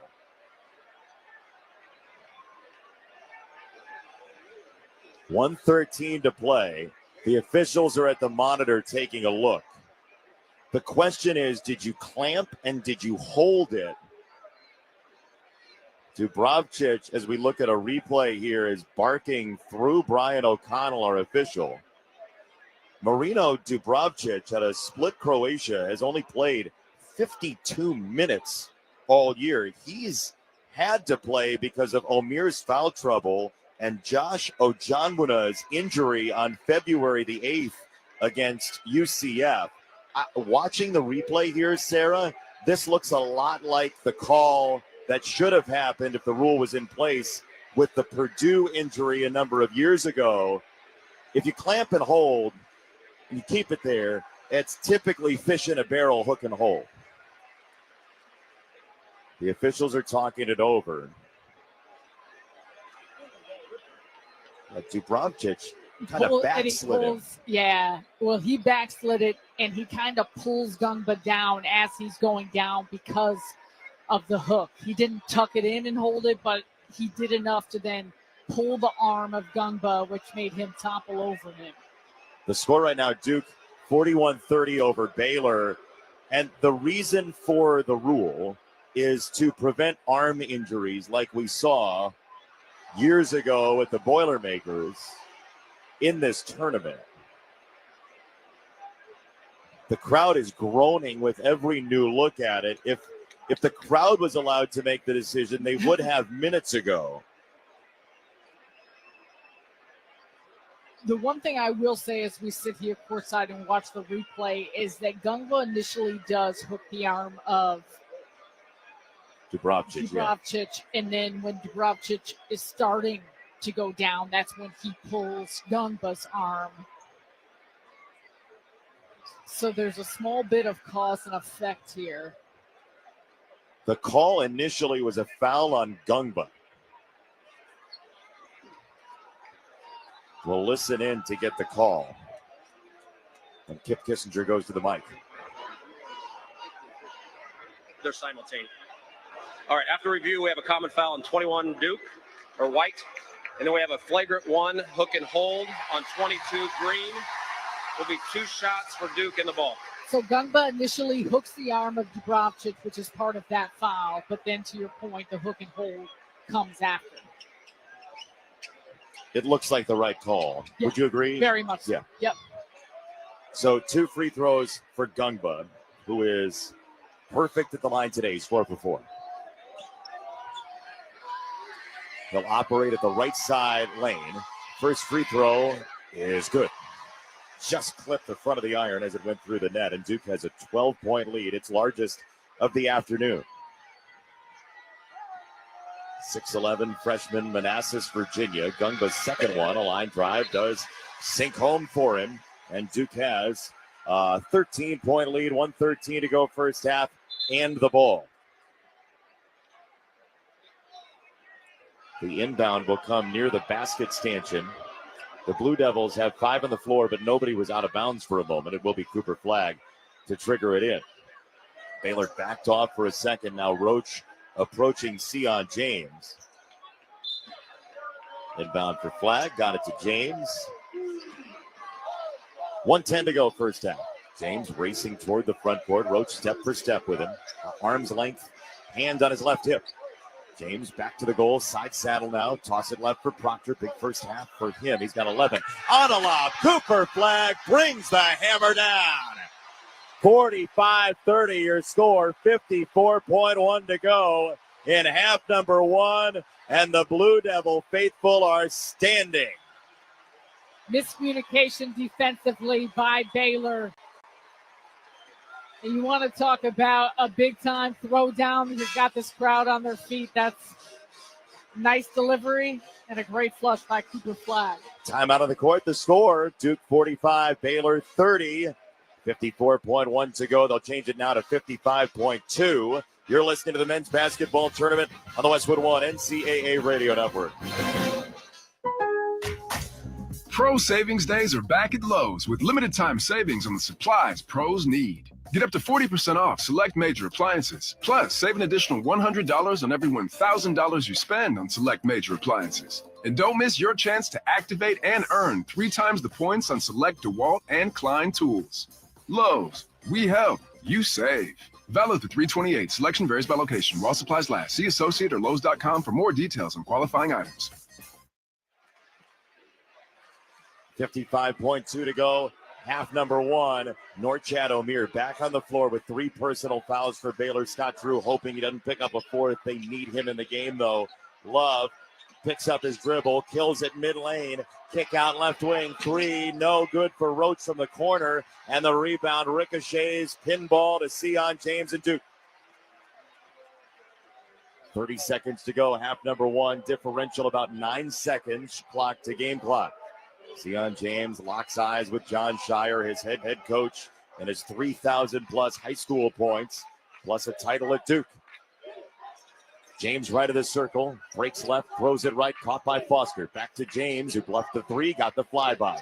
Now to Foster, he splits 2, carves the lane, floats it up, and good off the front iron at the shot clock horn. 4 seconds to go in the half. Edgecombe up the right sideline, leans into a shot. It's blocked away. Gungbo was there to wipe it clean, and Duke owns the first half in Raleigh. The 1 seed out east leads 47-30 over Baylor. Clinical performance by Duke. A big part was Baylor missing Norchad O'Meara, and it disrupted what Baylor did on both ends of the floor. Overall, for the Blue Devils, though, and John Shire, you've got to be pleased with how your group responded possession by possession. Highly efficient offense like we've seen through the course of this entire season. When O'Meara left with his 3rd foul, it was 30-24. Duke with the lead. Since then, 17-6, plus 11 without Norchad O'Meara. It feels that way because both ends of the floor, they were very methodical and strategic with where and how they were attacking. Halftime score, Duke 47, Baylor 30. When we return, we'll head back to our Straight Talk Wireless studios for the halftime report. Need more data so you can stream your Jam Mix on loop? Switch to Straight Talk and get real unlimited data on a reliable 5G network. Straight Talk, available at Walmart or straighttalk.com. From the Westwood One NCAA Radio Network, this is the men's basketball tournament. On the battlefield, there's a saying America's military men and women live by. Never leave a fallen warrior behind, ever. Off the battlefield, Wounded Warrior Project operates with the same goal. We leave no warrior behind. Wounded Warrior Project is a non-profit organization created to help our men and women returning home with the scars of war. Whether those scars are physical or mental, we're here to make sure that they heal. And whether it's helping those with post-traumatic stress disorder live a normal life again, or giving much-needed support to injured warriors in veterans' hospitals, because no one deserves our help more than the men and women who risk their lives to keep us safe. Wounded Warrior Project. We never leave a fallen warrior behind, ever. Learn more about what we do at woundedwarriorproject.org. James Brown and Bill Cowher welcoming you back to Dennis Melvin's house. It's time for the Midnight Snack Run. This is one turkey obstacle course. Sticking to healthy habits in this kitchen is going to take focus and determination, but it can be done, JB. He's already entered the snack part of the course, and he's eyeballing a jar of chocolate candy. That is tempting right off the start. Uh-oh, he's reaching, Bill, but he pushes it away. Great stiff arm. He's approaching a plate of delicious-looking iced cookies. Oh, Dennis, you only want one of those. He blows right by him for the apple. Oh, the fridge. It's make or break time, JB. He stares down some rich-looking treats. Uh-oh, looks like he's headed for the soda. Wait, he jukes left, grabs the water bottle, and shuts the door with his elbow in record time. Unbelievable move. I gotta see that again. And he's out. He even turned off the light. That's the way you execute a midnight snack run. Stand Up to Cancer and Rally want you to reduce your risk for cancer. Go to takeahealthystand.org. Furnished by Stand Up to Cancer.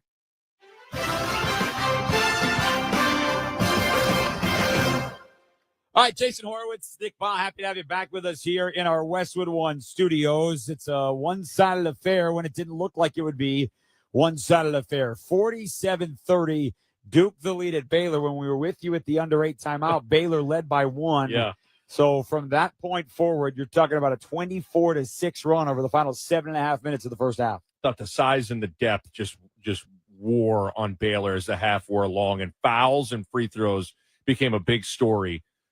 You look at Duke, they're 16 of 19 from the free throw line, only 2 free throw attempts for Baylor. And that's what Duke can do. They not only have size, they have depth, and they just bring waves and guys at you. I thought when O'Meara picked up that third personal foul, a lot of their beef and resistance at the rim went away, and Duke started to get whatever they wanted. I mean, that's a pretty impressive half. 47 points, 65% shooting from the floor, 5 of 10 from beyond the arc.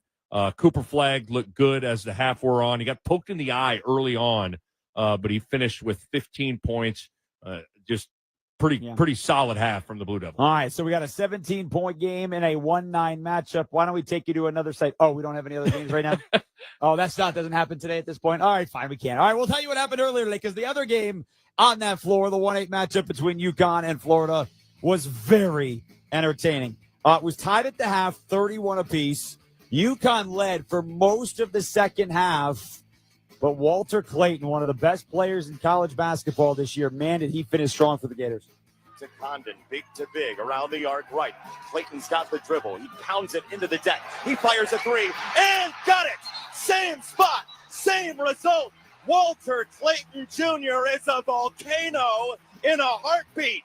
And the Gators lead by 6. And the volcano erupted for 10 over the course of the final 4 minutes and 50 seconds. 15 of his 23 in the second half. They held off UConn 77-75. Todd Golden's got a sharpshooter leading him to the Sweet 16. What makes Walter so special just is his ability to stay even-keeled regardless of how he's doing, whether it's great or not so great. And, his ability to continue to lock in and stay the course. And obviously over the last 8 minutes, I thought he did a great job of just kind of taking what the defense gave him, stepping up. His confidence level never wavers regardless of what's going on, and hitting huge shots that allowed us to capitalize and win the game. UConn led for 18 minutes in this ball game, and most of those were in the second half. But Danny Hurley's team run of 13 straight NCAA tournament wins, tied for the second longest in tournament history, comes to an end. When I was asked about the 13 in a row, you have no idea the company and what we've accomplished. So you could take some solace in that. But today was to be that close to get to a Sweet 16 and knowing, that the 2 seed lost yesterday and this bracket could have really opened up for us. And we knew that going in once we saw the 2 seed lose. Well, 2 seed being St. John's, who shot 28% yesterday in the loss to 10th seeded Arkansas. So the bracket right now in the West with San Francisco has the 1 seed Florida waiting the winner of Colorado State, Maryland. That'll be the first game of the day tonight in Seattle at 7:10 Eastern. And then the other side is 3rd seed Texas Tech, 10th seed Arkansas. It was an outstanding, high-level, good basketball game. But the Big East, 0 to the Sweet 16.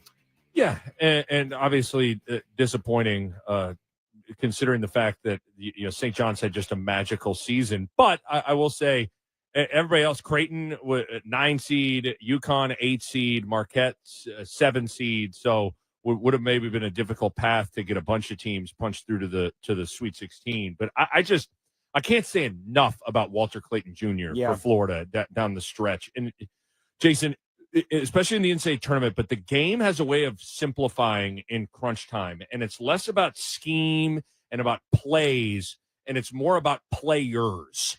And the best player on the floor was Walter Clayton Jr., and sometimes it's just that simple. And that was because Florida was not.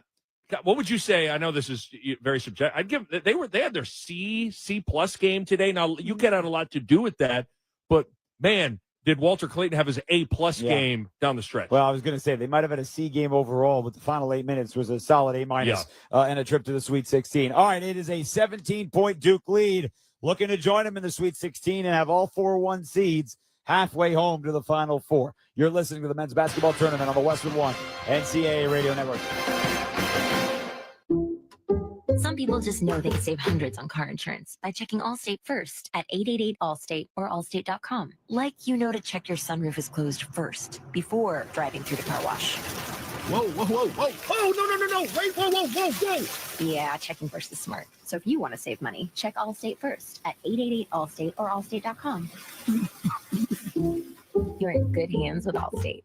Savings vary. Terms apply. Allstate Fire and Casualty Insurance Company and affiliates, Northbrook, Illinois. Confidence is knowing you're ready to handle whatever comes your way. That's what it feels like to take on your workday with Cintas. They make sure your AEDs are up to date, your fire extinguishers are tested and inspected, your floor mats are cleaned and delivered, and your workwear looks good, feels good, and is freshly laundered with the Cintas Apparel Plus program. So are you ready to take on today? Visit Cintas.com and get ready for the workday. Welcome back to our Straight Talk Wireless studios here in Los Angeles. If you need more data so you can stream your Jam Mix on loop, switch to Straight Talk. Get real unlimited data on a reliable 5G network. Straight Talk, available at Walmart or straighttalk.com. 17-point lead for Duke over Baylor at the half. All right, next game to tip off. Scheduled for 5:15 Eastern. They may push it back a few minutes, but right now, Illinois and Kentucky will get going in an hour. The Wildcats did not have an issue with Troy in the second half, and Illinois did not have an issue in the second half with Xavier either. Brad Underwood with Noah Eagle and Tom Crean. Well, Coach, that was a battle the other night with Xavier. That first half up and down the court, 5-point game at halftime. But second half, it just feels like it really switched on its head. The spark play, at least from our vantage point, was the two-handed block from Will Riley. It was just something that seemed to set the team off. From that point on, the rest of the second half, what stood out about the way your guys played on both ends? Yeah, I thought that play, I thought Kylan Boswell's defense on Conwell was terrific. He hit the first shot of the game, and then we held him without, from three. And then I thought really the job our interior players did on Fremantle. I think it was the only game this season he was not in double figures. So as much as the offense was pretty, I thought our defense had more impact in terms of the outcome of the game.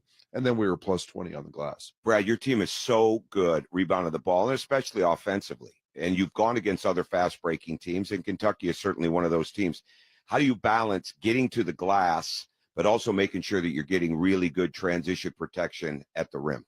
Yeah, I think one of those things that hurts us is indecision. When we get stuck in the middle, that's when we give up transition. When we go, the other team's got to block us out.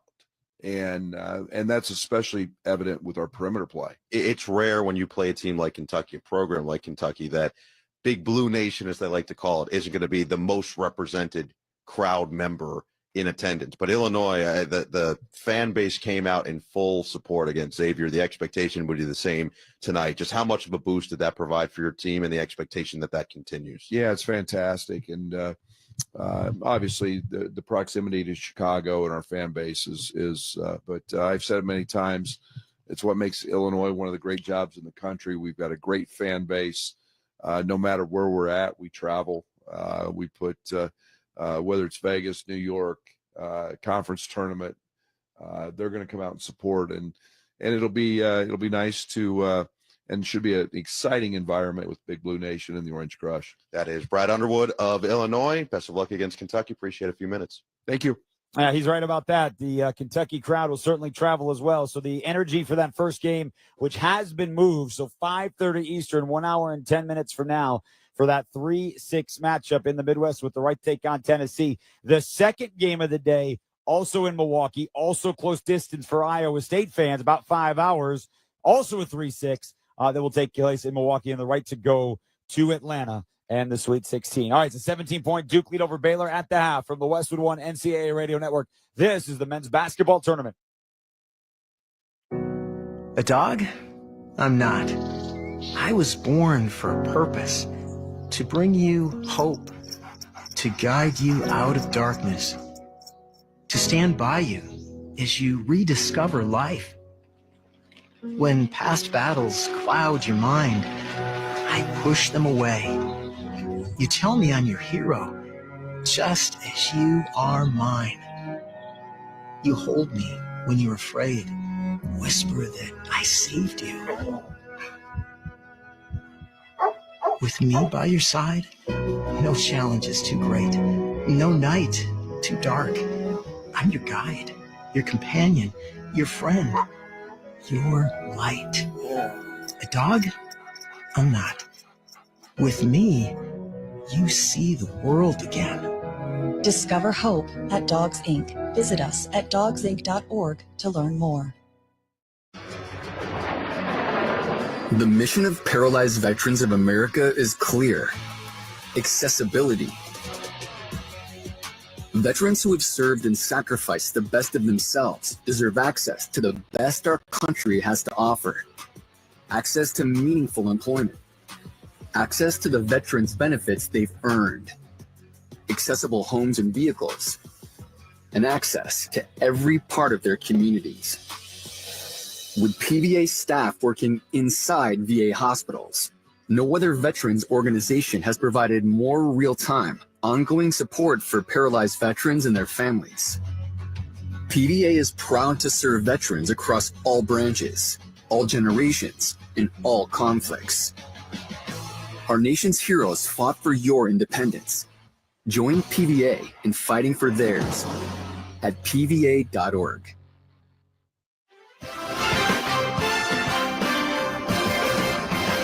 Duke leading Baylor 47-30, halftime in Raleigh. The Baylor women are also trailing on their home floor in the women's tournament as we check the tournament scoreboard. Sponsored by Maintain X. Maintain X is the asset maintenance app that brings your unplanned downtime to zero.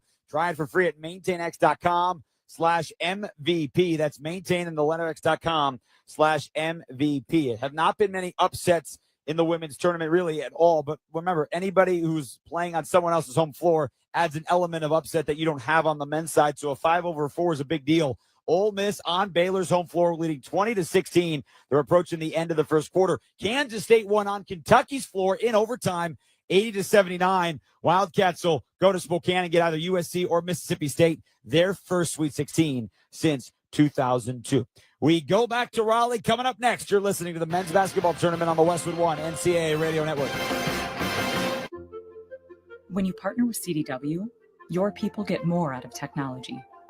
CDW data experts are simplifying complex workloads with high-speed AMD processors, which helps your project managers efficiently manage heavier workflows. Game designers level up creativity, and scientists develop their next breakthrough. Amazing, right? Make amazing happen. AMD and CDW. Learn more at cdw.com/AMD. This is the story of the one. He's responsible for keeping a leading healthcare facility clean and safe. And he trusts Grainger's high-quality HVAC cleaning and safety products, combined with their world-class supply chain, to consistently deliver, ensuring he's covered inside and out, so he can focus on keeping his facility clean to help protect the health of everyone inside. Call 1-800-GRAINGER, click Grainger.com, or just stop by. Grainger, for the ones who get it done. Westwood One presents Great Moments in Tournament History. April 1st, 1985, defending national champion Georgetown against Big East rival Villanova in a matchup that most felt would end in another title for John Thompson's club.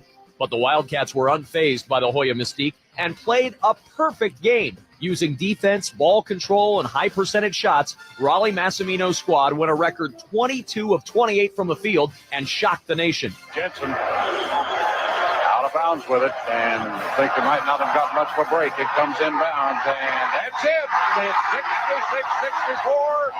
Villanova upsets the Hoyas of Georgetown, and Villanova wins the NCAA championship. And as an 8th seed, they're the highest seed to ever cut down the nets as a champion. With another great moment in tournament history, I'm Kevin Kugler.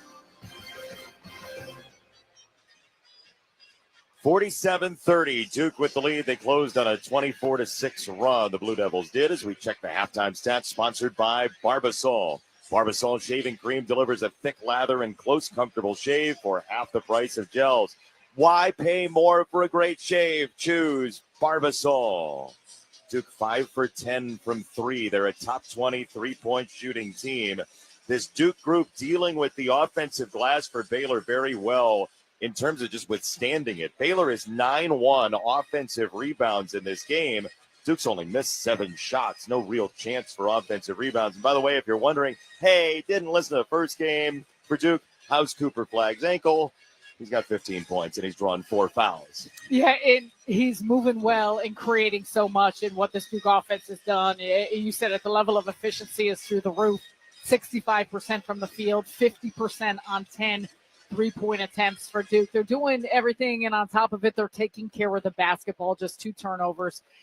That's been the issue, is despite the fact that Baylor may have 9 offensive rebounds, a big part of that had been Norchad Omier. He was in some foul trouble. What they need to do early on is try and disrupt Duke's flow offensively, create some turnovers, create some opportunities, and more than anything, just make sure that they're continuing to generate some good offensive looks, because Duke has been so strong in what they've done at that end.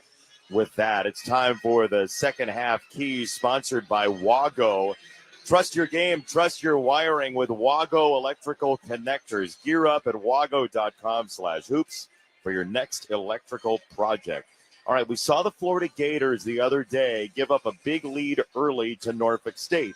How does Duke put this game away? Well, first, maintain your level of execution and intensity. We have not seen that wane from the start of this NCAA tournament. I don't anticipate that here in the second half, but stay clinical on offense, stay communicative defensively. For Baylor, a big part is going to be to try and slow down and disrupt Duke's offense. Can you create turnovers? Can you get in passing lanes? Can you put on some more ball pressure with better contests to not allow them to be quite as efficient and offensively? You love the offensive rebounds. You got to make more shots and be so in both the inside and also the outside. Three-point shooting is going to be a big factor here if Baylor wants to get back into this one. Scott Drew said to us as we chatted with him before the game about Norchad Omier that during that first game against Mississippi State, Omier came to him a couple times and said, I need a minute. And Scott Drew said, no, you don't. They're long timeouts. And he played the entire game. He played 40 minutes.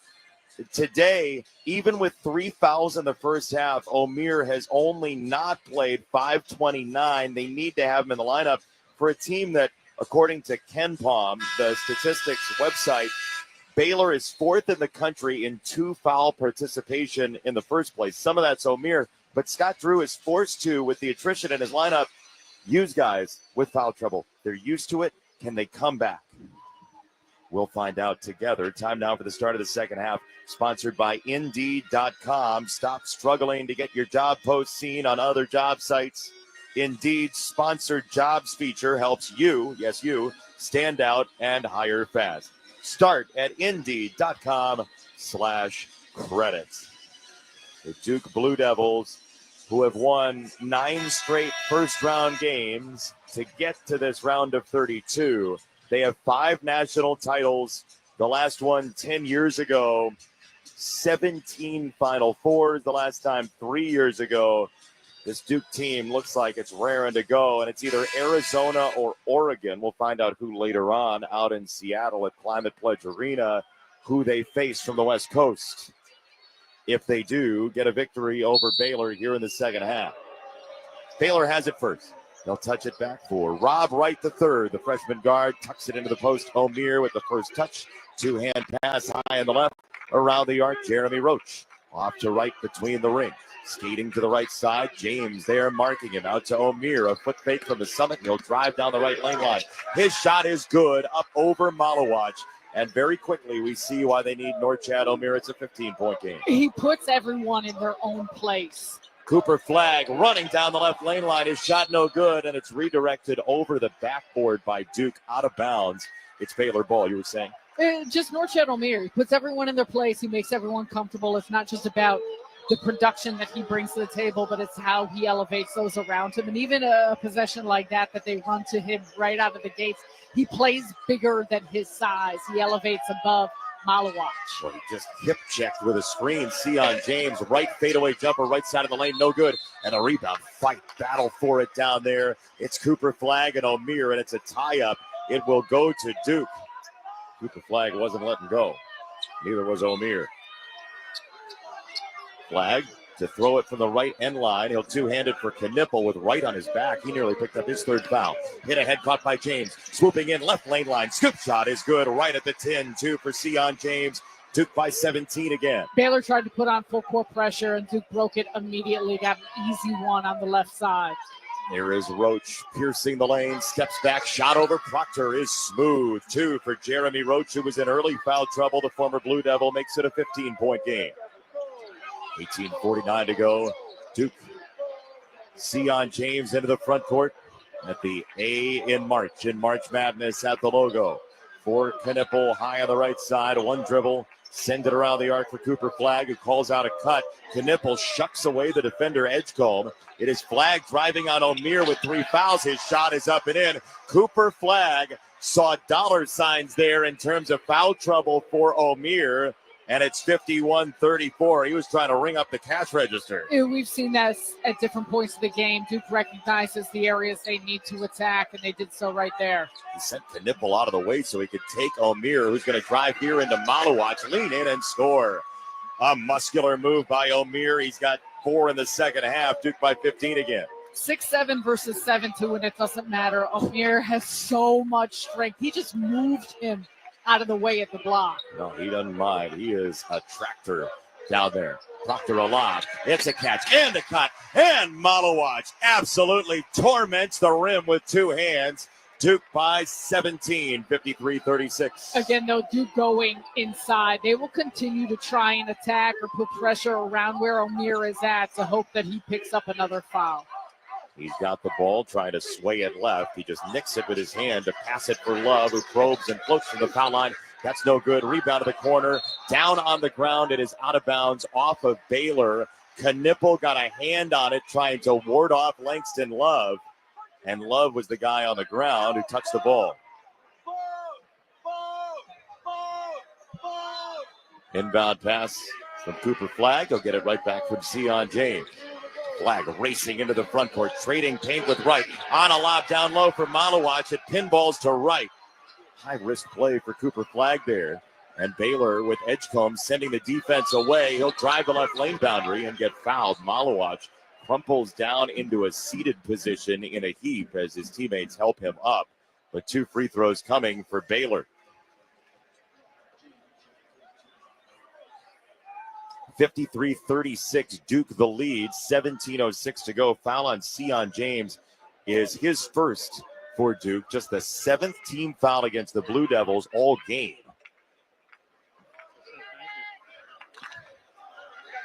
BJ Edgecombe to the free throw line. The former New York Player of the Year, back-to-back years from Long Island Lutheran. Free throw is good, and Baylor cuts into the lead. Get good at money so you can be a little bad. Invest well at empower.com. 53-37, Duke by 16. The largest lead was 17 just moments ago. Edgecombe, here's the serenade of a horn from the Duke fans, and he misses the free throw. He got buzzard. Duke right to left into the front court. Sion James angling to center court. Drop it off for Proctor. A touch pass for Flagg at the summit. Off to Proctor, who dances on the dribble. Ship it into the corner. James wide open 3. Too strong. Rebound tipped by Flagg a little bit to get it to Malawach. He'll play it back through Knipple. Proctor, shot fake. Ship it left. James tees it up again. That's no good. Rebound down for Baylor. But Proctor might take it. He didn't. Instead, Roach has it, skidding down the lane. Kick Edgecombe. Right wing rifle for 3 is cash. BJ Edgecombe makes it a 13-point game, 53-40. Edgecombe, a big day today after 14 in the opener on Friday, right around noontime. Proctor surveys the seam, dribbles with the right hand, crosses over to the left, pulls up on O'Meara, right elbow. Oh, man, that's sleek. 55-40. Proctor, just like watching syrup on top of pancakes. No wasted movements, and he can get to the spots on the floor that create a ton of room for him to get off clean looks. 13 for Proctor. It's Roach ducking in against his former team. His shot is smoked by Knipple. Body in there. Here comes Duke right to left. Cooper Flagg trotting into a fake handoff. He'll rev the engine down the lane and get hooked and fouled. And for Rob Wright, that is his third foul against the Baylor point guard. Cooper Flagg was not going to be stopped. Pedal down, left lane. Timeout on the court, sponsored by Progressive Insurance. You can save big when you bundle your auto, home, motorcycle, RV, or boat. Visit progressive.com. Duke 55, Baylor 40, 15:40 to go.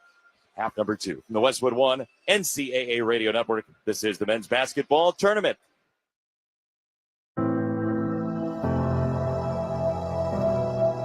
When it feels like the world has stopped, good finds a way. Good is happening, even now. Good connects us, even when we can't get close. Good never stops, and neither does Children International. With support from caring friends, we help provide children and families with the critical essentials they need.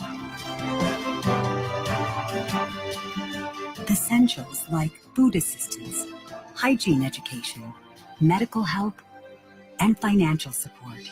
To learn more, go to children.org/help today. Together, we can help end poverty for good. In 2007, Marine First Lieutenant Travis Manning was killed in Iraq after saving his wounded teammates. Travis's legacy lives on through the 5 words he spoke before leaving for his final deployment. If not me, then who?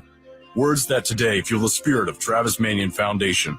Words that live in veterans, families of the fallen, and inspired civilians who go out of their way to find a way, who help others with the help of others, who bounce back after each setback, who make good on good intentions.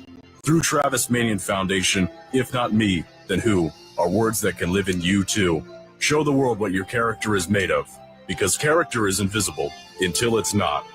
Find out how you can strengthen the character of your community alongside empowered veterans, families of the fallen, and inspired civilians at travismanion.org. That's travismanion.org.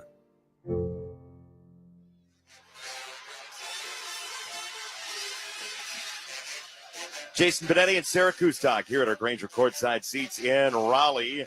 Gain a winning edge for your business with Grainger. Get fast delivery of industrial grade supplies to help keep your operations going when you call 1-800-GRAINGER or click Grainger.com. It's Duke 55, Baylor 40 in the 1 versus 9 game in the East region. The winner goes to Newark to play in the Sweet 16, and Duke has been over 50% from the floor all game long. 63%, 17 for 27. How do you stop this train? You got to do your best in trying to disrupt some of their passes, some of their penetration. And it's easier said than done. I mean, I don't know if I had an answer or if Scott Drew had an answer. I don't think we'd be looking to score like this. Part of it, too, is the fact that Duke has been playing well both in the half court and in the full court. It doesn't matter what pace, what style. They can match up with you in so many different ways. Dungba checks in, their freshman big, leaning into the lane. Right-hand shot fading away, no good. Rebound tip to Baylor left to right. Jeremy Roach in the Baylor deep green. Handoff to Edgecombe, who ran right into Proctor, who crowded him and invaded his space. So Proctor called for the foul. That's his first for the Blue Devils. 15:23 to go. Baylor trailing by 15. The Bears 5 for 13 from 3, but 11 for 28 from 2, and only 4 foul shots to Duke's 19. And that's such a huge disparity, Jay. And it's also been dictated by how these teams have played and the areas on the floor that they're looking to attack. Pass into the post, tipped away by Gungba. It ends up in the clutches of Wright, who turns it over the left hand. Tries to dribble inside the arc for O'Meara. Pass right of the circle, 3 in the air. That's too short.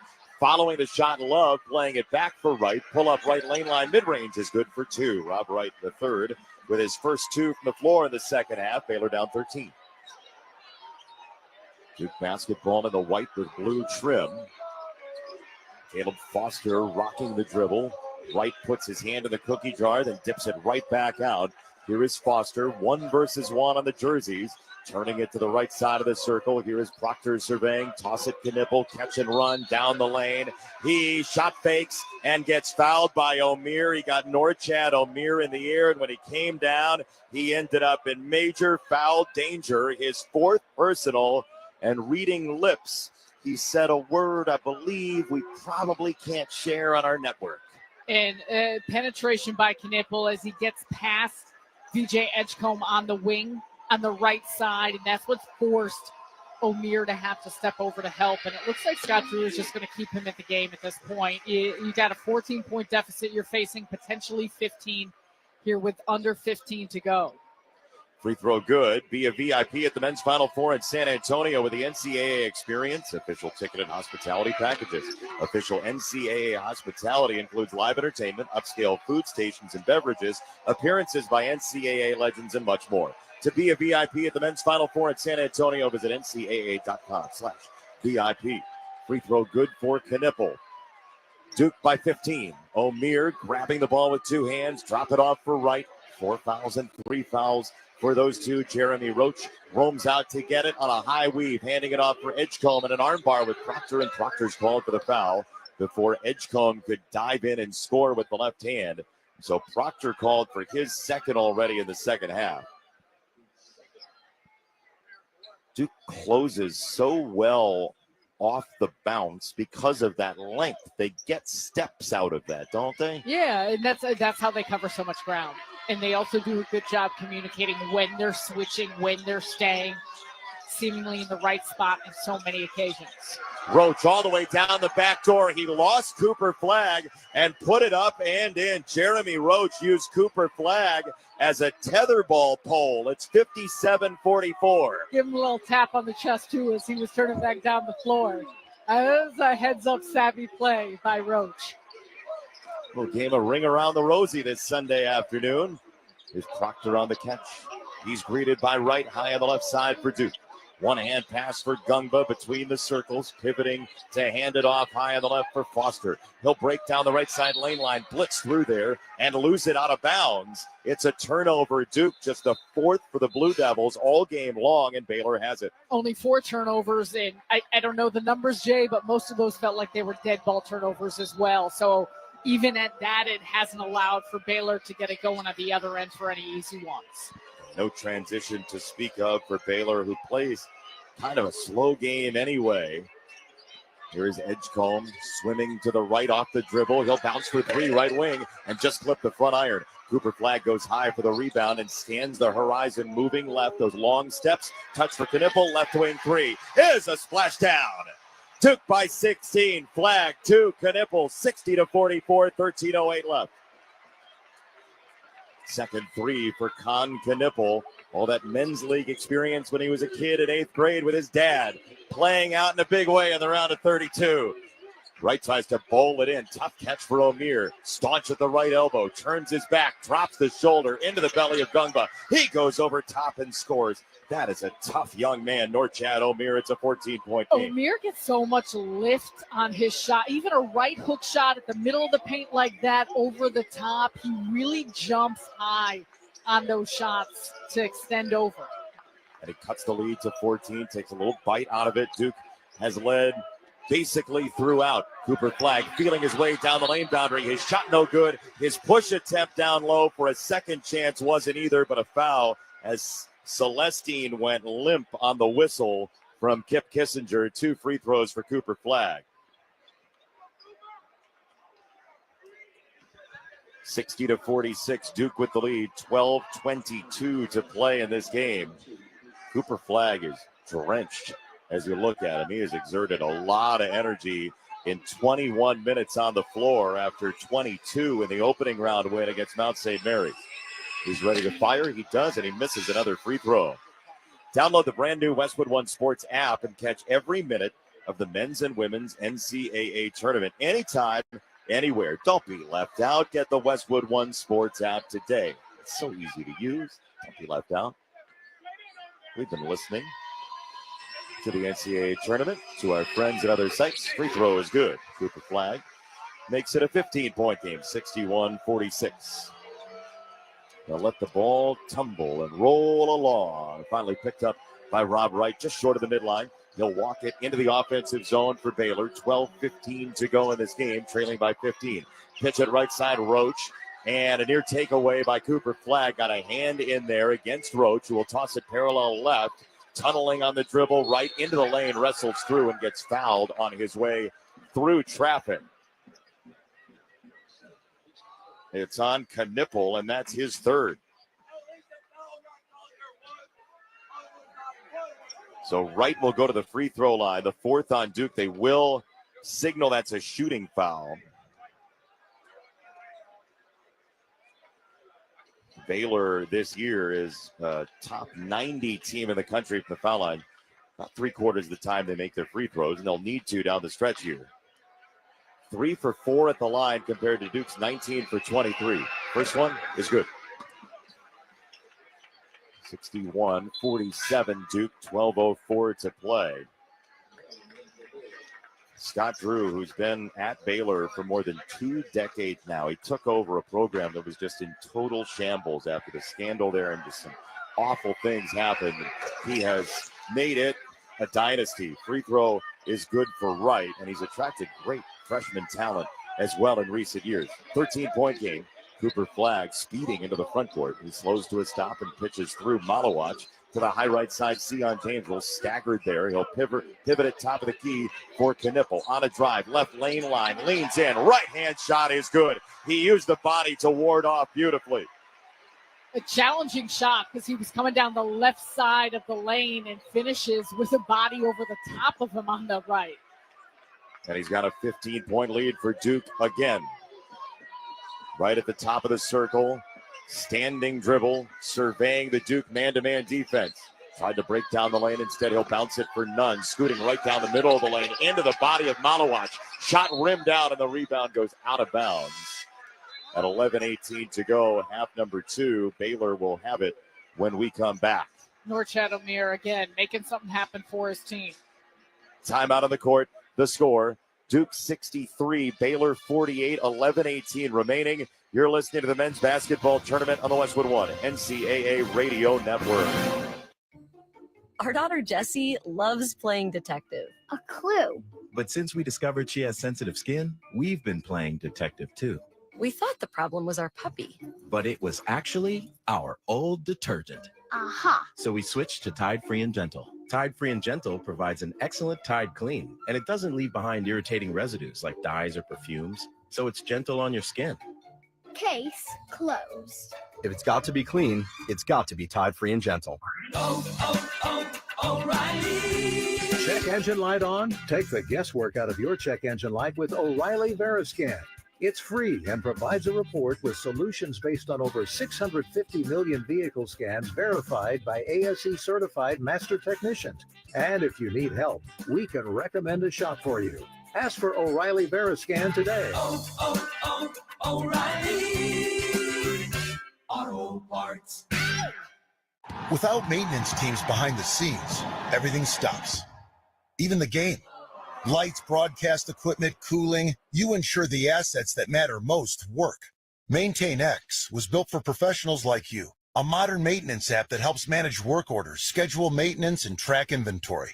So keep the madness on the court, not in your operations.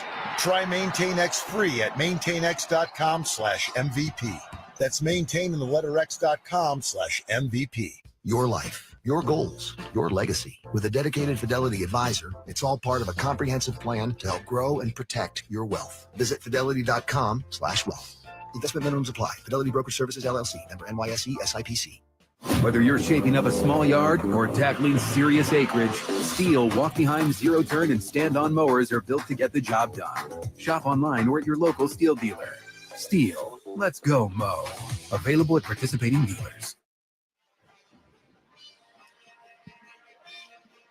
Let's check the attendance, sponsored by Uber Eats. Uber Eats is delivering game day deals from hundreds of your local favorites all week. Order now on Uber Eats. Product availability varies by region. See app for details. There are 19,500 in attendance here in Raleigh. A great, lively, vibrant crowd all weekend long. Tremendous set of two games here today. We saw Florida come back and win against Connecticut. Back from 6 down late, 62-56 to win 77-75. Now Duke, homestanding basically, leading 63-48 over Baylor, 11-18 to go. What do you need to see from Baylor to try to put game pressure on Duke here down the stretch? Well, part of it is just continuing to try and do what they can to get the most quality looks and making shots. And catching up to a lead like this is not going to be easy with a Duke team that is operating so flawlessly, it feels like, on the offensive side. But that's where Baylor's got to come into play, put more stress and pressure on their defense with some shot making, both on the inside, but also the outside's got to come. Only 5 made threes. Celestine looking for one. Right corner, it toilet bowled out on him. It was about 3/5 down and did not fall. So Duke has the rebound, 11 minutes to go. 63-48. Baylor 1-6 when the opponent shoots over 50%. Duke is well above that in the 60s so far today. Cooper Flagg, pendulum dribble, rifles a three, left of the circle, way too strong. And the rebound for Langston Love. They'll sling it ahead, caught by Wright. Pitch it left for Nunn with a shot fake and a drive, piercing near the lane. Back out to Wright. His floater with the right hand. No dice from the foul line, and Mason Gillis wrangles down the rebound, and Duke white and blue with 10:30 to play. Sion James slowly wanders in the front court on a slight angle to the right on the NCAA logo. Toss it for Knipple off a screen from Malawat. He tried to hit him, instead sent it out to the top of the key, and Love with a foul diving at the legs of Sion James.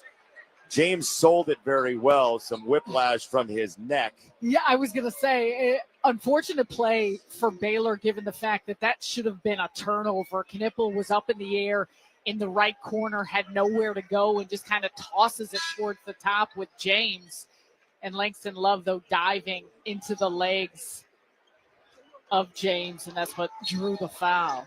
When they say looking for Love in all the wrong places, that was one of the wrong places for Langston Love to be, as it's Duke ball on a lob.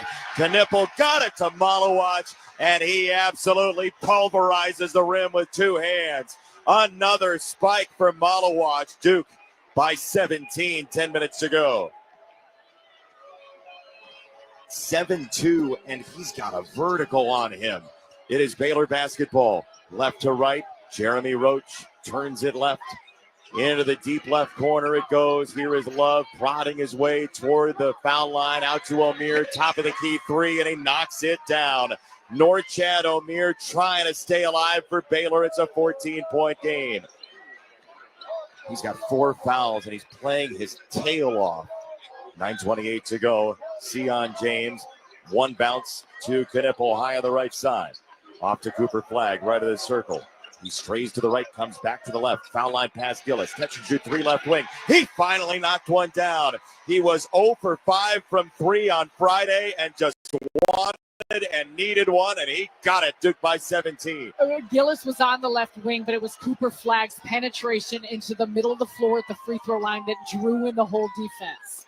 And got him that open look down the lane, right side. Scoop for Roach, no good for the former Blue Devil, and a standing catch for Malawat, who's galloping with great pride into the front court as he pulls up his shorts with a jersey untucked. He's trying to tuck it in as he sets a screen for Flagg. Behind him for three.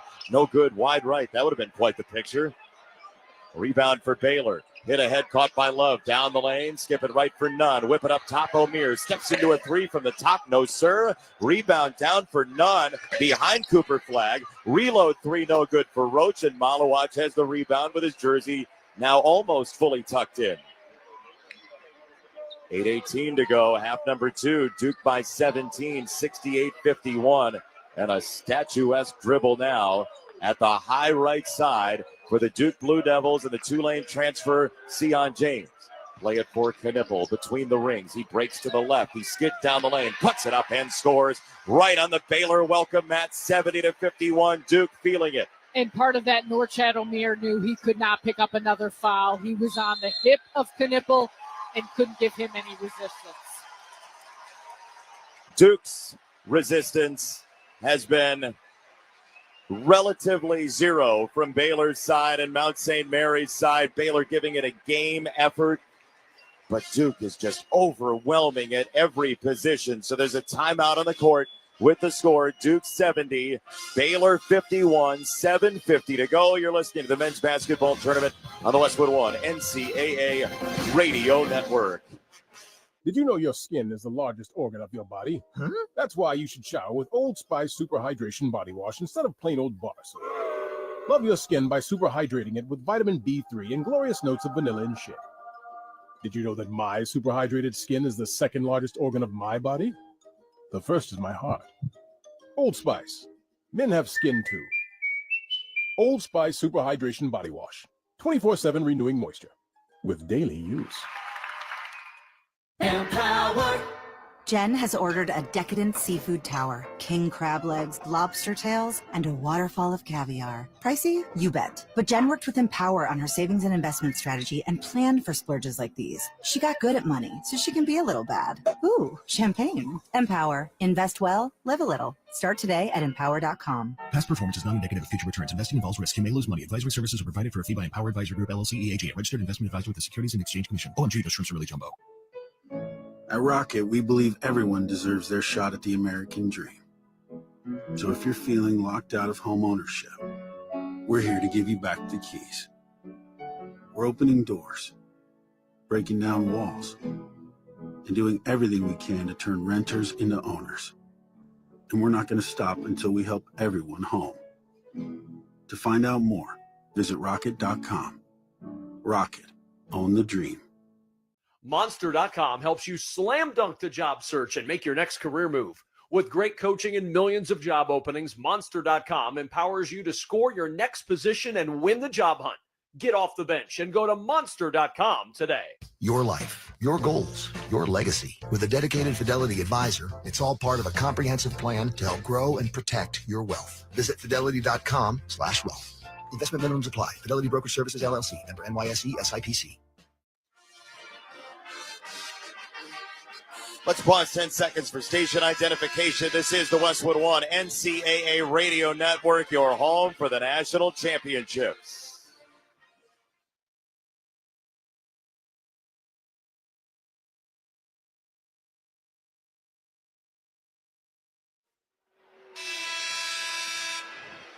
With Sarah Kustok, Jason Benetti, here courtside in Raleigh. 7:50 to go, second half. Duke has expanded the lead to 19 in the second half against the Baylor Bears, trying to put away a win in the round of 32. A complete effort once again for Duke, huh? Yeah, and it's been impressive to watch just how methodical they are. And even when you go back to the first round game, they've come out in a very businesslike manner, and they understand just the importance of every single possession. And they've shown that here against Baylor. Celestine guns a three, right wing, that's way left, and the rebound almost surprisingly so, right into the grip of Langston Love, and it ricochets out of bounds off his hand in some traffic. Timeout on the court. The score, Duke 70, Baylor 51, 7:41 to play. We lost 9 seconds. You're listening to the men's basketball tournament on the Westwood One NCAA Radio Network. Get in the zone, AutoZone. Welcome to AutoZone. What are you working on today? I need new rotors. When you buy 2 Duralast rotors during our spring sale, you get Duralast brake pads free. Free? With the rotors. Well, that's great. What if I need extra stopping power? You can upgrade to Duralast Gold pads for just $10. So Duralast pads are free? Yep. And an upgrade is just $10? That's right. Part of the spring sale at AutoZone. Get in the zone, AutoZone. Restrictions apply. Your business needed to hire someone yesterday. How can you find amazing candidates fast? Easy. Just use Indeed. With Indeed Sponsored Jobs, your post jumps to the top of the page for relevant candidates so you can reach the people you want faster. According to Indeed data, sponsored jobs posted directly on Indeed have 45% more applications than non-sponsored jobs. Plus, with Indeed Sponsored Jobs, there are no monthly subscriptions, and you only pay for results. Start at Indeed.com. Ball above all. Am I right, y'all? Any questions? Professor, NCAA Division I women's basketball is back. Are we ready? Be prepared to get loud, rep your squad, get your players hyped up to go all the way to the ship? Oh, you're ready. March Madness. Attendance is encouraged. Passion is mandatory. Buy your seats today at ncaa.com/WBB tickets. Progressive knows there are two things RV owners love: to travel and relax. And they like to take both nice and slow. Just like this commercial. And what's more relaxing than the peace of mind knowing their RV is protected by Progressive? Now here comes the fast part. Progressive Casualty Insurance Company and Affiliates. Jason Benetti and Sarah Kustok here at our Grainger courtside seats in Raleigh. Stay on top of your game with Grainger. Get the industrial-grade products right when you need them to help your business move forward when you call 1-800-GRAINGER or click Grainger.com. It's Duke by 19, 70-51, 7:41 remaining. The Blue Devils in their 47th ever NCAA tournament, trying to get to the round of 16, though. If they win, take on either Arizona or Oregon. We'll find out later who ends up winning that ball game. As they break the huddles here, Sarah, if there is one more run in Baylor, how does it happen? I think, one, you got to keep Duke off the free throw line is a big part of it. They've been getting there with regularity. A big part of that has been their penetration. And two, you got to make sure that you're making them work a little bit harder on the offensive side, because a big part of what they've created is quality looks, and that's helped their efficiency. Edgecombe bumping in the lane, goes rear first into Gillis and fades away for two from 8 feet away. That was a tough move by Edgecombe, and it's 70-53. Duke has 5 to cross the midline. It's Knipple dribbling into the front court on the trot, and he'll leave it for James at the M in March Madness. At arm's length with him is Nunn. Pitch it right side for Proctor. Cycle it around the arc in orbit. Back to Proctor from Gillis. Step back three. Proctor right wing. Rainmaker is good. A big bang to the right side for Tyrese Proctor, who has been awesome for Duke. It's a 20-point lead. Baylor basketball right end. Right racing down the lane. His shot dangles off the tin. Rebound embraced, two-armed by Sion James. He hops into his move into the front court with a waist-high dribble. 6:36 to go. Proctor perimeter right. Around the arc, Gillis, top of the key, fanning it back for Proctor, who bluffed the three, steps back, and he fell down to the ground. He tumbles to get back up. Throw it right side for Nunn, who fades it left. Top of the key three for Love, just bricked off the right side of the backboard. Re-tee for three, Nunn, and you heard the chord. It's a three for Baylor, and Jaden Nunn, a career 42% three-point shooter. Duke would have had that rebound if not for such a bad miss. It allowed it to bounce right back out to Nunn. And he knocked it down to make it a 17-point game. Cooper Flagg will check in at the next whistle. For now, James puts it in reverse, leaning into a dribble across the midline. Edgecombe walking toward him and backing off, and walking toward him and backing off. Now Proctor off a screen from Maluach. Lets it rip for three. Bang again. Tyrese Proctor is dynamite, Sarah. He's feeling it. 4 of 5 from three, 6 of 7 from the field. That's going to go along with some high efficiency against Mount St. Mary's the other day. 6 of 8 from three. A scoop by O'Meara, climbed off the rim, and the rebound goes out of bounds to Baylor. Tyrese Proctor from three here in Raleigh is 13 for 16. And his shots have been so in rhythm. These last two, gets it from the right side, single coverage with O'Meara on him, and create space with a step back. That last one from the left wing off of a flare screen, it does not matter. He's been quick with the trigger. Right down the lane, got bumped by Flag, no call. Rebound low left for O'Meara. Step through left-hand shot, rings off the rim. Rebound down for Duke. 76-56, Duke by 20. 5:05 to go. Proctor, by the way, came in having 6 threes in back-to-back games. Now Knippel on the hunt. Zip it left. Proctor shot fake. Step aside. 3 in the air again. Oh, my goodness gracious. He knocked another one down. Tyrese Proctor cannot miss. 79-56. Duke the lead. 4:40 to go. Edgecombe ducks down the right lane line. Zip it out top. Here's Langston Love with a foot fake. He moves to the right. He settles into a drive right lane line, and the shot is good for Langston Love. 79-58. 3 straight games now with Let's Go Duke ringing out. Tyrese Proctor has 6 threes. Make it 12 of 15 from 3. It feels like he's 20 for 20, but 12 of 15 here in this sub-regional.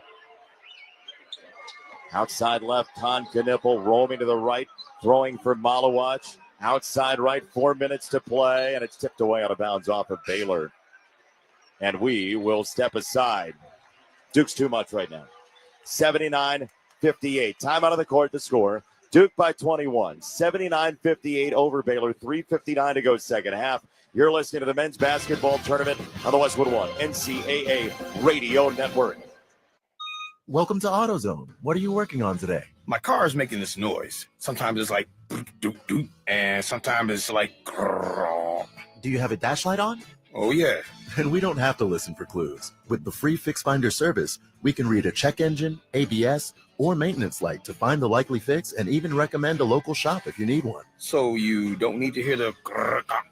Not with Fix Finder. Free at every AutoZone. Get in the zone, AutoZone. Restrictions apply. Confidence is knowing you're ready to handle whatever comes your way. That's what it feels like to take on your workday with Cintas. They make sure your AEDs are up to date, your fire extinguishers are tested and inspected, your floor mats are cleaned and delivered, and your workwear looks good, feels good, and is freshly laundered with the Cintas Apparel Plus program. So are you ready to take on today? Visit Cintas.com and get ready for the workday. And that is why many of the greatest feats of fandom require you to be on your feet. Any questions? Professor, NCAA men's basketball is back. Are we ready? You prepared to show up, show out, give it 110 from tip to the final buzzer? Oh, you're ready. March Madness. Attendance is encouraged. Passion is mandatory. Buy your seats today at ncaa.com/MVB tickets.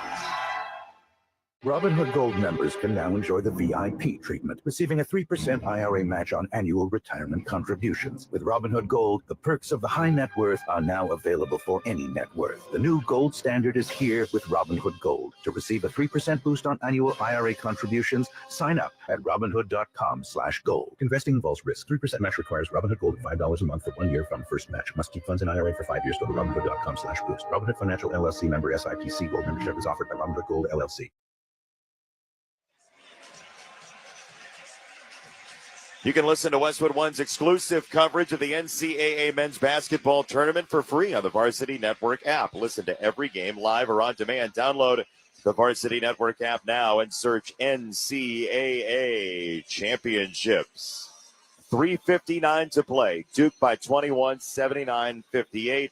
And isn't John Shire excited? Tyrese Proctor was committed for 2023 and reclassified. He got an extra year out of him, and now Proctor fully coming into his own here in this NCAA tournament. Back-to-back games coming into today. He had a career-high 6 threes. He's got another career-high 6 threes, 3 straight games. And it's not just the fact that he's making threes at this rate. It's how much it opens up the offense for Duke. And we've seen that throughout the course of the season. That's what Tyrese Proctor has done, shooting 40% from the three-point line, but there's been tremendous balance and a lot of gravity in different parts of the floor, and Proctor is a huge factor in that. He stays in with Evans, Flagg, Foster, and Malawatch. Some of the starters get a rest here. Cooper Flagg trying to turn the corner against Roach. He'll rise and miss on a line drive. Then he hung on the rim, trying for the rebound. Rebound goes to Baylor instead. Edgecombe right down the boulevard, and he is fouled to go to the line for just the 7th and 8th free throws for the Baylor Bears all game. So the areas we talk about of Duke being highly efficient from the field, when they have not, they've gotten themselves to the line. So even though Baylor has a significant number more shot attempts, the line has been a place that they have not spent very much time at today, and it's hurt them.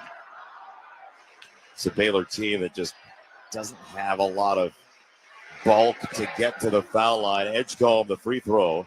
First one is good for VJ Edgecombe, and the lead cut to 20. Which in ways can be surprising given how much they get to the rim and the drive numbers that they put up. But to your point, the post play is not there. The front court presence, some of the bigs, and a lot of what they do has been more reliant on offensive rebounding than otherwise. Free throw no good. They do have 16 offensive rebounds to 3 for Duke, but Baylor trailing by 20. 3.5 to go.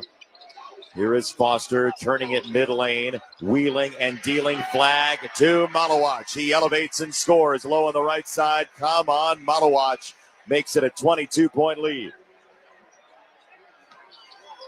Baylor basketball high right. Edgecombe veers to the left, spins in the lane, turns with the right hand and scores. In open space, he is a nightmare. 81-61. 3:03 to go. Baylor trailing by 20. The Blue Devil fans getting ready to party here in Raleigh. Do it at home. Cooper Flagg tosses it left. Proctor a shot fake. Step aside. He'll rifle another, and he'll knock down another. The marksman in white and blue continues his assault on the NCAA tournament. His 7th of the game from 3. This 3 left wing is an answer for Langston Love, and a timeout Scott Drew. 84-64. That's for a substitution here. O'Meara will check back in. Tyrese Proctor is so calm when he steps aside on a shot fake. He's calm. He also covers so much ground. And I think that's the tough part of when you're trying to cover him. The quickness of those dribbles that create it. He's got this arena on their feet. He walks out of the ball game to a massive roar. He is the first Duke player with 5 or more made threes in back-to-back NCAA tournament games since his own head coach, Glenbrook North's finest, John Shire. Duke by 20 with a basketball. Caleb Foster into the front court. So 13 threes in 2 games for Caleb Foster for Duke here in Raleigh. Everybody's standing and watching and getting ready to put on the party hats for the Blue Devils. Gillis curls into a 3 right wing. Why not? He knocks that down to make it 87-64. Mason Gillis feeling good. Low left, short corner pivot from Roach for Baylor. He'll kick it to Love, hip to hip, driving on Foster into his body. Foster puts up a wall. Out to right at the right wing. Driving mid lane. His shot trickles off the rim. O'Meara gets pushed by Gungba. And a foul against Duke. That's still short of the 7 for the single bonus at 1:43 to play.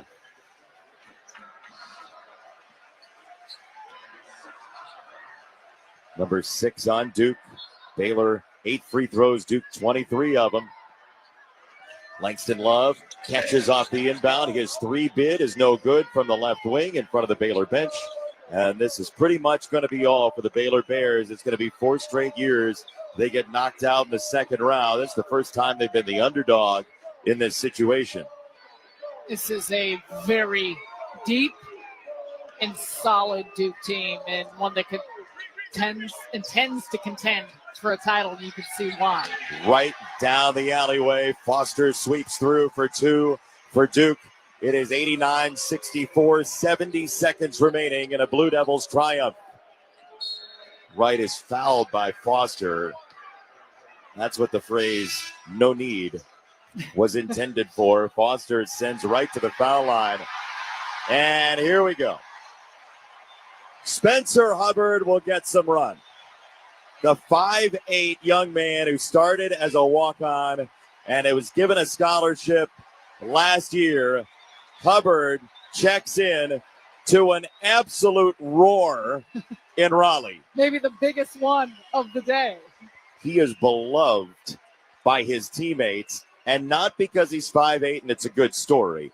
He is beloved for his ability to, as they say, cook on the scout team. And he will fry these very good players in white and blue for Duke. So Spencer Hubbard got some run on Friday, and he will right here as well as Omier checks out of the game. He stayed in with 4 fouls. He worked so hard to keep Baylor in this, but his foul trouble in the first half was a problem.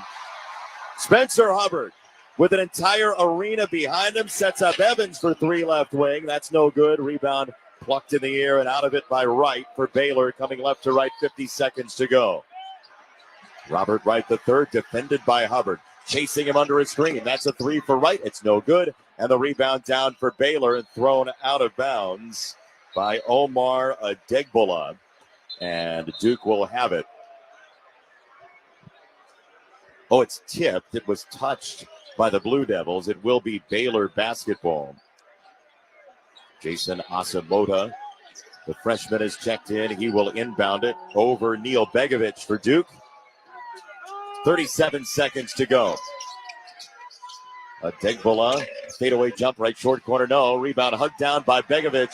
There is a 2-second differential shot clock to game clock, which gives the opportunity for this joyous crowd to root and hope upon hope that Hubbard will take a shot. 17 seconds on the shot clock, 2-second differential. He's standing at 5'8", scanning the horizon for his adoring fans. 7 on the shot clock. Duke by 23. He's going to take the violation here, and this crowd is not going to be happy. There's the violation. 0.9 to go. Inbound will come for Baylor. Duke has looked completely unstoppable today. They always have been as a 1 seed in the second round. 15-0 as a number 1 seed in the round of 32 now. The Duke Blue Devils are going to the Sweet 16. 89-66 over Baylor.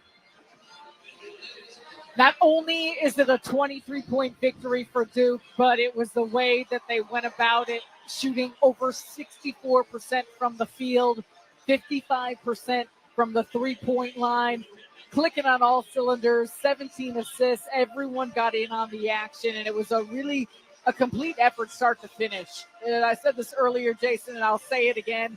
When this Duke Blue Devils team showed up the other day here in Raleigh, it has been nothing but business. How they have operated offensively, defensively, and their demeanor and disposition, and you can see how it's translated into the wins that they've created so far. Duke has been overwhelming. Let's check some of the stats sponsored by Intuit TurboTax. Now, Taxes is getting a TurboTax Live expert to do your taxes for you. Now, this is Taxes. Duke, 12 for 22 from 3. Tyrese Proctor, 7 for 8 from three-point range. He had 25, a game high for the Blue Devils, 18 for Cooper Flagg. So for him, 32 points in 2 games for the Blue Devils here. And Cooper Flagg is walking over to us to have a little chat. First of all, Cooper, congratulations on going to the Sweet 16. Thank you.